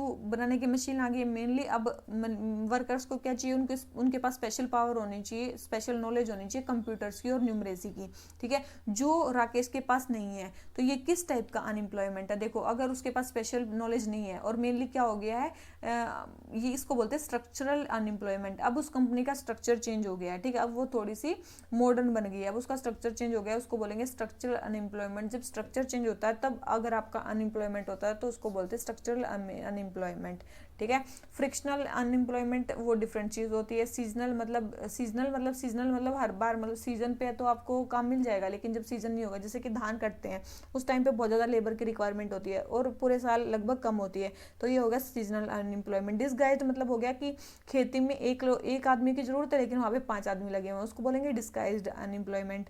सीजनल अनएम्प्लॉयमेंट का पता चल गया। फ्रिक्शनल अनएम्प्लॉयमेंट होता है, फ्रिक्शन का मतलब होता है कि आपको किसी और रीजन के कारण मतलब वो नहीं मिल रहा है, ठीक है, मतलब जॉब नहीं मिल रही है, तो मतलब ये हो गया स्ट्रक्चरल अनएम्प्लॉयमेंट। इस मतलब जो ये स्टेटमेंट दे रखी है इसके अकॉर्डिंग होता है स्ट्रक्चरल अनएम्प्लॉयमेंट, मतलब उस कंपनी का स्ट्रक्चर अब चेंज हो गया है, अब आपको डिफरेंट स्किल्स की रिक्वायरमेंट है वहाँ पे काम करने के लिए, उसको बोलेंगे स्ट्रक्चरल अनएम्प्लॉयमेंट। अब आ जाते हैं question number 37, casualisation of work force क्या होता है। देखो कैजुअलाइजेशन ऑफ वर्क फोर्स होता है कि मतलब कैजुअल वेज में, मतलब मेनली वर्क फोर्स अब किस में जा रही है, कैजुअल लेबर की तरफ जा रही है, उसको बोलेंगे क्या, कैजुअलाइजेशन ऑफ वर्क फोर्स। मतलब ये process of moving from self employment and regular salaried employment to casual wage की तरफ उसको जाना, उसको बोलते हैं कैजुअलाइजेशन ऑफ वर्क फोर्स। तो आंसर हो गया डी। आ जाते हैं क्वेश्चन नंबर 38 पे। हमें बताना है एमएसएमई की डेफिनेशन के बारे में। देखो पिछली बार बहुत ही अच्छे से करवाया था, किसके ऊपर बेस्ड है, देखो अभी रिसेंटली डेफिनेशन चेंज हुई है किसकी, एमएसएमई की, ये है एमएसएम, ठीक है। Micro small and medium enterprises की डेफिनेशन चेंज हुई है किसके अकॉर्डिंग, इन्वेस्टमेंट और एनुअल टर्नओवर के ऊपर, इन्वेस्टमेंट और टर्नओवर के ऊपर। अगर यहाँ पे है 1 और 10, सॉरी यहाँ पे 1 और 5, ठीक है, इनको 10 से मल्टीप्लाई करो, पहले यहाँ पे 10 से मल्टीप्लाई करो, यहाँ पे भी 10 से मल्टीप्लाई करो, फिर यहाँ पे दोनों को 5 से मल्टीप्लाई करो, फिर यहाँ पे भी 5 से मल्टीप्लाई करो और यहाँ पे लगा दो करोड़, ठीक है। अगर 1 करोड़ से, देखो अगर कोई माइक्रो इंटरप्राइजेज है तो उसमें इन्वेस्टमेंट 1 करोड़ से ज़्यादा नहीं होना चाहिए और 5 करोड़ से टर्नओवर उसका ज़्यादा नहीं होना चाहिए। अगर उससे 5 करोड़ का टर्नओवर ज़्यादा होगा तो वो किस में आ जाएगी, स्मॉल में आ जाएगी, वो माइक्रो में नहीं रहेगी। तो यही है, इसके आगे लगा दो नॉट मोर देन, हर एक के आगे लगाना नॉट मोर देन। पहले 1 एंड 5 याद रख लो, ठीक है। अगर आपको याद करने की ट्रिक बता रही हूँ मैं, पहले 1 एंड 5 याद करो, उसको पहले दोनों को 10 से मल्टीप्लाई कर दो, उसके बाद उनको 5 से मल्टीप्लाई कर दो, बहुत इंपॉर्टेंट है, ठीक है। तो मेनली किसके ऊपर मेनली इनका क्लासिफिकेशन किया गया, इन्वेस्टमेंट और टर्नओवर के ऊपर, ठीक है। तो इन्वेस्टमेंट और टर्नओवर के ऊपर एमएसएमई का क्या किया गया है, क्लासिफिकेशन किया गया है, और ये आपको ध्यान भी रखना है कि कैसे इनका किया गया है। तो क्वेश्चन नंबर 38 आंसर हो गया सी। आ जाते हैं 39 पे। इंडस वाटर ट्रीटी के बारे में बताना है। सबसे पहले बोल रहे हैं कि इंडिया, पाकिस्तान और चाइना ने साइन किया, अभी चाइना क्यों साइन करेगा। Under this waters of 3 reverse he classify किया गया, ऐसा नहीं बोल रहे हैं कि सॉरी 3 रिवर जो है वो इंडिया को दे दी गई है एक्सक्लूसिवली। 3 रिवर कौन सी, रावी सतलुज झेलम। देखो इंडिया को कौन सी सबसे पहले है, इंडस झेलम चेनाब, ये 3 रिवर्स पाकिस्तान को दी गई हैं, तो इसमें झेलम नहीं है, झेलम इंडिया को नहीं दी गई, रावी, बीज और सतलुज बीज है इंडिया को, तो ये स्टेटमेंट भी रॉन्ग होगी। थर्ड बोल रहे हैं वर्ल्ड बैंक गारंटर था, बिल्कुल वर्ल्ड बैंक ने इसके बीच में मेडिएशन किया, ये स्टेटमेंट सही है। और बोल रहे हैं एटलीस्ट 5 साल में एक बार मिलना है इस कमेटी को, ऐसा नहीं है, इसको कम से कम साल में एक बार तो मिलना ही है, 1 साल में एक बार, ठीक है, 1 साल में एक बार मिलना है, ऐसा नहीं 5 साल में एक बार मिलना, तो ये स्टेटमेंट भी हमारी क्या होगी, रॉन्ग होगी। तो क्वेश्चन नंबर 39 आंसर हो गया सी। आ जाते हैं क्वेश्चन नंबर 40 पे। हमें बताना फॉरेन पोर्टफोलियो इन्वेस्टमेंट। देखो फॉरेन पोर्टफोलियो इन्वेस्टमेंट की लिमिट क्या होती है, अगर 10% से ज़्यादा, अगर 10% से कम अगर आपने इन्वेस्टमेंट किया तो वो आएगा फॉरेन पोर्टफोलियो इन्वेस्टमेंट में। अगर 10% से आपने अगर ज़्यादा इन्वेस्टमेंट किया है तो वो किस में आएगा, एफडीआई में आएगा, ध्यान रखना, ठीक है। अगर 10% से कम आपने इन्वेस्टमेंट किया है तो वो एफपीआई में आएगा, और अगर आप 10% से ज़्यादा इन्वेस्टमेंट है तो एफडीआई में आएगा, तो 10% वो लिमिट है। तो क्वेश्चन नंबर 40 का आंसर हमारा क्या हो गया, ए। आ जाते हैं क्वेश्चन नंबर 41 पे। बैलेंस ऑफ पेमेंट के बारे में बताना है। सबसे पहले balance of payment of a country comprises transactions between resident and non resident. बिल्कुल रेजिडेंट और नॉन रेजिडेंट के बीच में जो ट्रांजेक्शंस होते हैं उसको बोलते हैं हम BOP.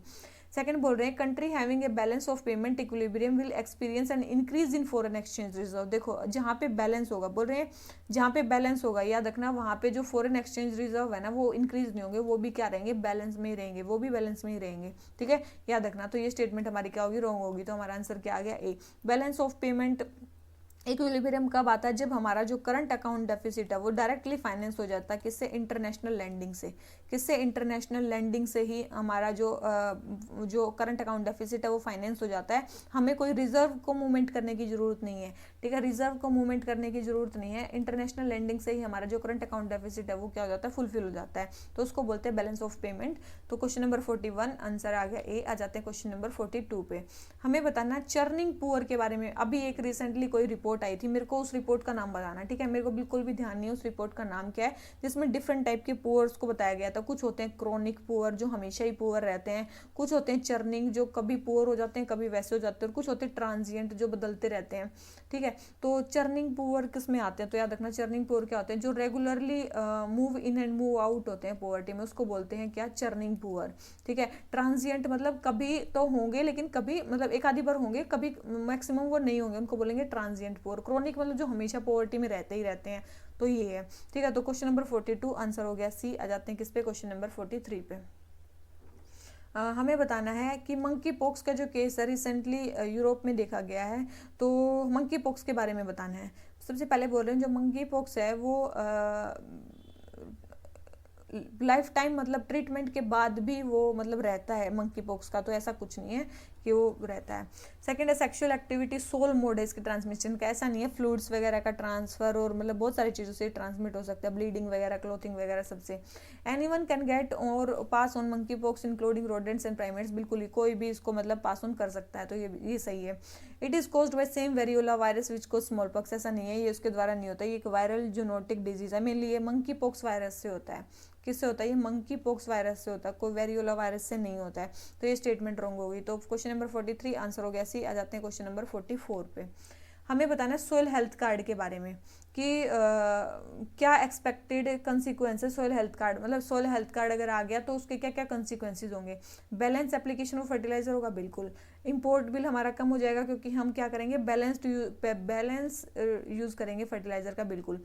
Increase financial strain on government पे जो फाइनेंशियल स्ट्रेन है वो क्या हो जाएगा, बढ़ जाएगा, तो ये स्टेटमेंट भी बिल्कुल करेक्ट है कि अब गवर्नमेंट पे जो है क्या हो जाएगा, फाइनेंशियल स्ट्रेन है वो कम हो जाएगा। कैसा होगा, बिल्कुल भी नहीं, फाइनेंशियल स्ट्रेन गवर्नमेंट पे कम हो जाएगा, क्योंकि अब हर चीज़ मतलब अब क्या है, मेनली फर्टिलाइजर के लिए गवर्नमेंट क्या देती है, सब्सिडी देती है। तो जब हम कम फर्टिलाइजर यूज़ करेंगे, जितना हमें चाहिए, जिसने खेत के लिए जितना फर्टिलाइजर चाहिए अगर उतना यूज़ करेंगे तो गवर्नमेंट को सब्सिडी भी तो कम देनी पड़ेगी, तो फाइनेंशियल स्ट्रेन ज़्यादा नहीं होगा, कम हो जाएगा। और फोर्थ है बेटर लैंड मैनेजमेंट, बिल्कुल लैंड का मैनेजमेंट अच्छा होगा, तो इसका आंसर हमारा क्या हो गया, बी, ठीक है। तो क्वेश्चन नंबर 44 आंसर हो गया बी। आ जाते हैं क्वेश्चन नंबर 45 पे। हाइब्रिड एन्युटी मॉडल, देखो हाइब्रिड एन्युटी मॉडल में मतलब हाइब्रिड एन्युटी मॉडल, दो मॉडल्स का क्या होता है, ये वो होता है क्या, मिक्स होता है, ठीक है, बोट और ईपीसी। बोट और ईपीसी का मेनली वो होता है, और इसमें मेनली क्या होता है, इनिशियली गवर्नमेंट जो वो 40% अमाउंट देती है डेवलपर को, और डेवलपर को 60% अमाउंट खुद से वो करना पड़ता है, मतलब कहीं से मैनेज करना पड़ता है। तो इसमें बोल रहे हैं कि इसमें जो गवर्नमेंट है वो 60% कॉस्ट को कंट्रीब्यूट करती है, नहीं 40% कंट्रीब्यूट करती है, उसको 60% जो वो खुद ही मैनेज करना पड़ता है। सेकंड है under hybrid annuity model a road developer construct the road and allowed to recover, देखो हाइब्रिड एन्युटी मॉडल के अंदर रोड डेवलपर रोड बनाएगा और फिर वो वहाँ से चला जाएगा, मतलब टोल कलेक्शन का राइट्स उसमें नहीं होते, हाइब्रिड एन्युटी मॉडल में टोल कलेक्शन के भी राइट्स नहीं होते हैं, ध्यान रखना, ठीक है। तो दोनों स्टेटमेंट रॉन्ग होगी, तो हमारा आंसर क्या आ गया, डी, ठीक है। तो ये बहुत इंपॉर्टेंट मॉडल है और मेंस के लिए बहुत इंपॉर्टेंट टॉपिक है, ठीक है, मेंस के लिए बहुत इंपॉर्टेंट टॉपिक है, बहुत अच्छे से याद कर लेना इसको। आ जाते हैं क्वेश्चन नंबर 46 पे। हमें बताना है पेटेंट राइट्स के बारे में। Patent is statutory right for an invention granted to the patentee by the government, ये एक स्टैट्यूटरी राइट है जो मेनली पेटेंटी को दिया जाता है, तो बिल्कुल ये स्टैट्यूटरी राइट है। पेटेंट एक्ट 1970 के अकॉर्डिंग इसको दिया जाता है। फिर है patent is granted for 50 years, कितने साल के लिए दिया जाता है, 20 ईयर्स के लिए दिया जाता है, तो second statement wrong. Third a invention related to process cannot be patented, process भी पेटेंट होती है और प्रोडक्ट भी पेटेंट होता है, ऐसा नहीं है प्रोसेस नहीं होती, तो ये स्टेटमेंट भी रॉन्ग होगी। तो केवल फर्स्ट स्टेटमेंट करेक्ट है, सेकंड एंड थर्ड स्टेटमेंट हमारी क्या है, रॉन्ग है। अब आ जाते हैं किस पे, क्वेश्चन नंबर 47 पे। हमें बताना है राज्यसभा की वोटिंग के बारे में, ठीक है, देख लेते हैं भाई क्या स्टेटमेंट है। सबसे पहले बोल रहे हैं कि अच्छा नीचे स्टेटमेंट भी दे रखे हैं। Open ballot voting is done in council of state. देखो बिल्कुल ये स्टेटमेंट बिल्कुल ध्यान रखना, ओपन बैलेट वोटिंग की जाती है काउंसिल ऑफ स्टेट्स में। जो मेनली एमएलएज हैं, जो मेनली एमपीज हैं, वो क्या कर सकते हैं, अपने बैलेट को शो कर सकते हैं कि मैंने किस पार्टी को वोट दिया है। ठीक है, तो ये स्टेटमेंट बिल्कुल सही है, ओपन बैलेट वोटिंग जो है वो की जाती है। सेकंड बोल रहे हैं जो एमएलए होते हैं जो किसी पॉलिटिकल पार्टी से बिलोंग करते हैं, वो अपने बैलेट पेपर को दिखा सकते हैं वोट देने के बाद अपनी पार्टी के ऑथराइज्ड एजेंट को। तो ये स्टेटमेंट क्या है, बिल्कुल सही है। ठीक है, ये स्टेटमेंट क्या है, बिल्कुल सही है। वो अपनी पार्टी के ऑथराइज्ड एजेंट को दिखा सकते हैं कि भाई मैंने किसको वोट डाली है। तीसरे बोल रहे हैं जो इंडिपेंडेंट एमएलए है वो किसी भी पार्टी के एजेंट को दिखा सकते हैं। इंडिपेंडेंट एमएलए को किसी को दिखाने की जरूरत नहीं है, इंडिपेंडेंट एमएलए किसी को नहीं दिखाते, क्योंकि वो इंडिपेंडेंट है, वो क्यों दिखाएंगे कि मैंने किसको वोट किया है। ठीक है, तो थर्ड स्टेटमेंट रॉन्ग है, first and second statement correct है, तो हमारा आंसर क्या आ गया, ए। अब आ जाते हैं किस पे, क्वेश्चन नंबर 48 पे। नियो बैंक्स के बारे में बात करने हैं। किसके बारे में, नियो बैंक्स। देखो मैंने पिछली बार भी ये बताया था, बहुत इंपॉर्टेंट है और मेंस में आने लायक क्वेश्चन है ये एक फिनटेक बैंक होते हैं जिनकी ओनली डिजिटल प्रेजेंस होती है, बिल्कुल उनको बोलते हैं नियो बैंक्स। उनकी कोई बैंक लाइसेंस नहीं होता, उनका अपना कोई बैंक लाइसेंस नहीं होता बिल्कुल, और ये किसी और बैंक के लाइसेंस पे काम करते हैं। और ये डेबिट कार्ड भी इशू करते हैं बिल्कुल, इनको डिजिटल बैंक भी कहते हैं, इनको डिजिटल बैंक भी बोलते हैं विदाउट ब्रांचेस। ये क्या होता है, डिजिटल बैंक होते हैं विदाउट ब्रांचेस। ठीक है, और ये चीप अल्टरनेटिव होते हैं ट्रेडिशनल बैंक के। ठीक है, और बहुत सारे न्यू बैंक्स इंडिया में खुल रहे हैं, ध्यान रखना है, इंडिया में बहुत सारे मतलब न्यू बैंक्स खुल रहे हैं, उनके नाम याद रखना बहुत इंपॉर्टेंट है। एक तो है डीजी बैंक, मतलब आप कई बार क्या होगा ना, आप कोई भी वीडियो खोलोगे ना, मान लो इसी चैनल के, अपने ही चैनल की कोई वीडियो खोलोगे, तो आपको मतलब कई बार क्या होता है ना, एड्स जो आती है ना, उसमें आपको पता चलेगा कि समटाइम्स डिजिटल जो बैंक है ना, न्यू बैंक्स, उनकी एड्स आती है। कई बार आप करना, एक काम करना, जो एड्स आते हैं ना उनको ध्यान से देखना कि वो कई बार जो है ना बैंक्स की एड देते हैं। तो एक तो है डिजी बैंक, एक है कोटक 8311, ठीक है, एक है इंस्टेंट पे, आपने सुना होगा इंस्टेंट पे की ऐड आती है। ठीक है, रेजर पे, ये रेजर पे के बारे में भी सुना होगा, ये भी एक नियो बैंक है। ठीक है, उसके बाद नॉर्थ लूप, ठीक है, नॉर्थ लूप है एक, ये भी एक नियो बैंक है। उसके बाद ओपन, OPEN, उसके बाद नियो, ये भी एक वो बैंक है। एक है फाई मनी, वाईफाई मनी नहीं, फाई मनी बस। ठीक है, उसके बाद जुपिटर भी एक नियो बैंक का नाम है। ठीक है, जिक जुक, क्या है, जिक जुक भी नियो बैंक का नाम है। उसके बाद फिनिन, तो ये सारे क्या है, नियो बैंक्स के नाम है। ठीक है, ध्यान रखना, ये जुपिटर वगैरह ये सारे नियो बैंक्स के नाम है। अब आ जाते हैं नेक्स्ट क्वेश्चन पे, हमें बताना है डिफरेंशियल सिस्टम ऑफ टैक्सेशन के बारे में। Percentage tax rate increases proportionally with increase in income under proportional taxation. देखो प्रोपोर्शनल टैक्सेशन का मतलब होता है फ्लैट टैक्स, याद रखना, प्रोपोर्शनल टैक्सेशन का मतलब होता है फ्लैट टैक्स, चाहे इनकम ज़्यादा चाहे कम है लेकिन उतना ही रेट लगेगा, कोई बढ़ाया नहीं जाएगा। तो इसलिए आंसर हमारा हो गया रॉन्ग। सेकंड बोल रहे हैं proportional income tax makes disposable income as well as consumer spending more sensitive to fluctuations in DGP। देखो मतलब कैसे, मतलब प्रोपोर्शनल टैक्सेशन का मतलब होता है सेम परसेंटेज ऑफ टैक्स लगाना, इसको फ्लैट टैक्स भी बोलते हैं। तो ये ऑटोमेटिक स्टेबलाइजर होता है। ठीक है, तो ये ऑटोमेटिक क्या होता है, स्टेबलाइजर होता है। ठीक है, क्योंकि एक शॉक एब्जॉर्बर की तरह काम करता है ये। ठीक है, मेनली क्या करता है, डिस्पोजेबल इनकम को वो बना के उस पे शॉक एब्जॉर्बर की तरह काम करता है। ठीक है, और लेस सेंसिटिव होता है फ्लक्चुएशन से, DGP में ज़्यादा सेंसिटिव नहीं होता है, लेस सेंसिटिव होता है। तो ये स्टेटमेंट भी हमारी रॉन्ग होगी, तो आंसर हमारा क्या हो गया, D। ठीक है, कोई भी स्टेटमेंट सही नहीं है। आ जाते हैं क्वेश्चन नंबर 50 पे, सोशलिस्ट इकोनॉमी के बारे में बताना है। ठीक है, देख लेते हैं। Socialist economy, the government decides what goods are to be produced. देखो सोशलिस्ट इकोनॉमी में मेनली क्या होता है, कौन से गुड्स प्रोड्यूस करने, वो मेनली गवर्नमेंट डिसाइड करते हैं, बिल्कुल। Distribution of resources under socialism is suppose to be based on the purchasing power of people. देखो पीपल की परचेजिंग पावर पे जो चीज़ डिपेंड करती है ना, वो करती है कैपिटलिस्ट इकोनॉमी। ये होती है कैपिटलिस्ट इकोनॉमी में मेनली होता है कि परचेजिंग पावर के ऊपर मेनली बेस होता है। सोशलिस्ट इकोनॉमी में मेनली बेसिक रिक्वायरमेंट आपकी पूरी कर दी जाएंगी। तो ये सेकंड स्टेटमेंट रॉन्ग है, फर्स्ट स्टेटमेंट करेक्ट है, तो हमारा आंसर क्या हो गया, ए। यही मेनली सोशलिस्ट मॉडल के ऊपर है। और मेरे को बताना हमारे इकोनॉमी में जो सोशलिस्ट वर्ड है वो कौन से अमेंडमेंट एक्ट में ऐड किया गया था। जो हमारे कॉन्स्टिट्यूशन है उसमें सोशलिस्ट वर्ड कहाँ पे ऐड किया गया है और कौन से अमेंडमेंट एक्ट के थ्रू ऐड किया गया है। ठीक है, बहुत इंपॉर्टेंट है, ध्यान रखना। और उसके साथ और कौन कौन से वर्ड्स ऐड किए गए हैं, बहुत इंपॉर्टेंट है, मेरे को एक बार कमेंट सेक्शन में कमेंट करके बताना। तो आज के हमारे 50 क्वेश्चन कंप्लीट हो गए हैं। अगर आपको वीडियो अच्छी लगी हो तो लाइक करना और चैनल को सब्सक्राइब प्लीज़ ही कर देना। ठीक है, और अच्छे से पढ़ो बिल्कुल, ठीक है। इस बार है ना बहुत सारे बच्चों का सिलेक्शन होना चाहिए, ठीक है। तो चलिए इसी नोट पे आज का लेक्चर ख़त्म करते हैं। और हाँ, मेंस का भी अपना कोर्स स्टार्ट होने वाला है, अगर आपको चाहिए तो आप डिटेल्स आपको पता चल जाएंगी, ठीक है। तो चलिए इसी नोट पे आज का लेक्चर ख़त्म करते हैं। Thank you very much, bye bye.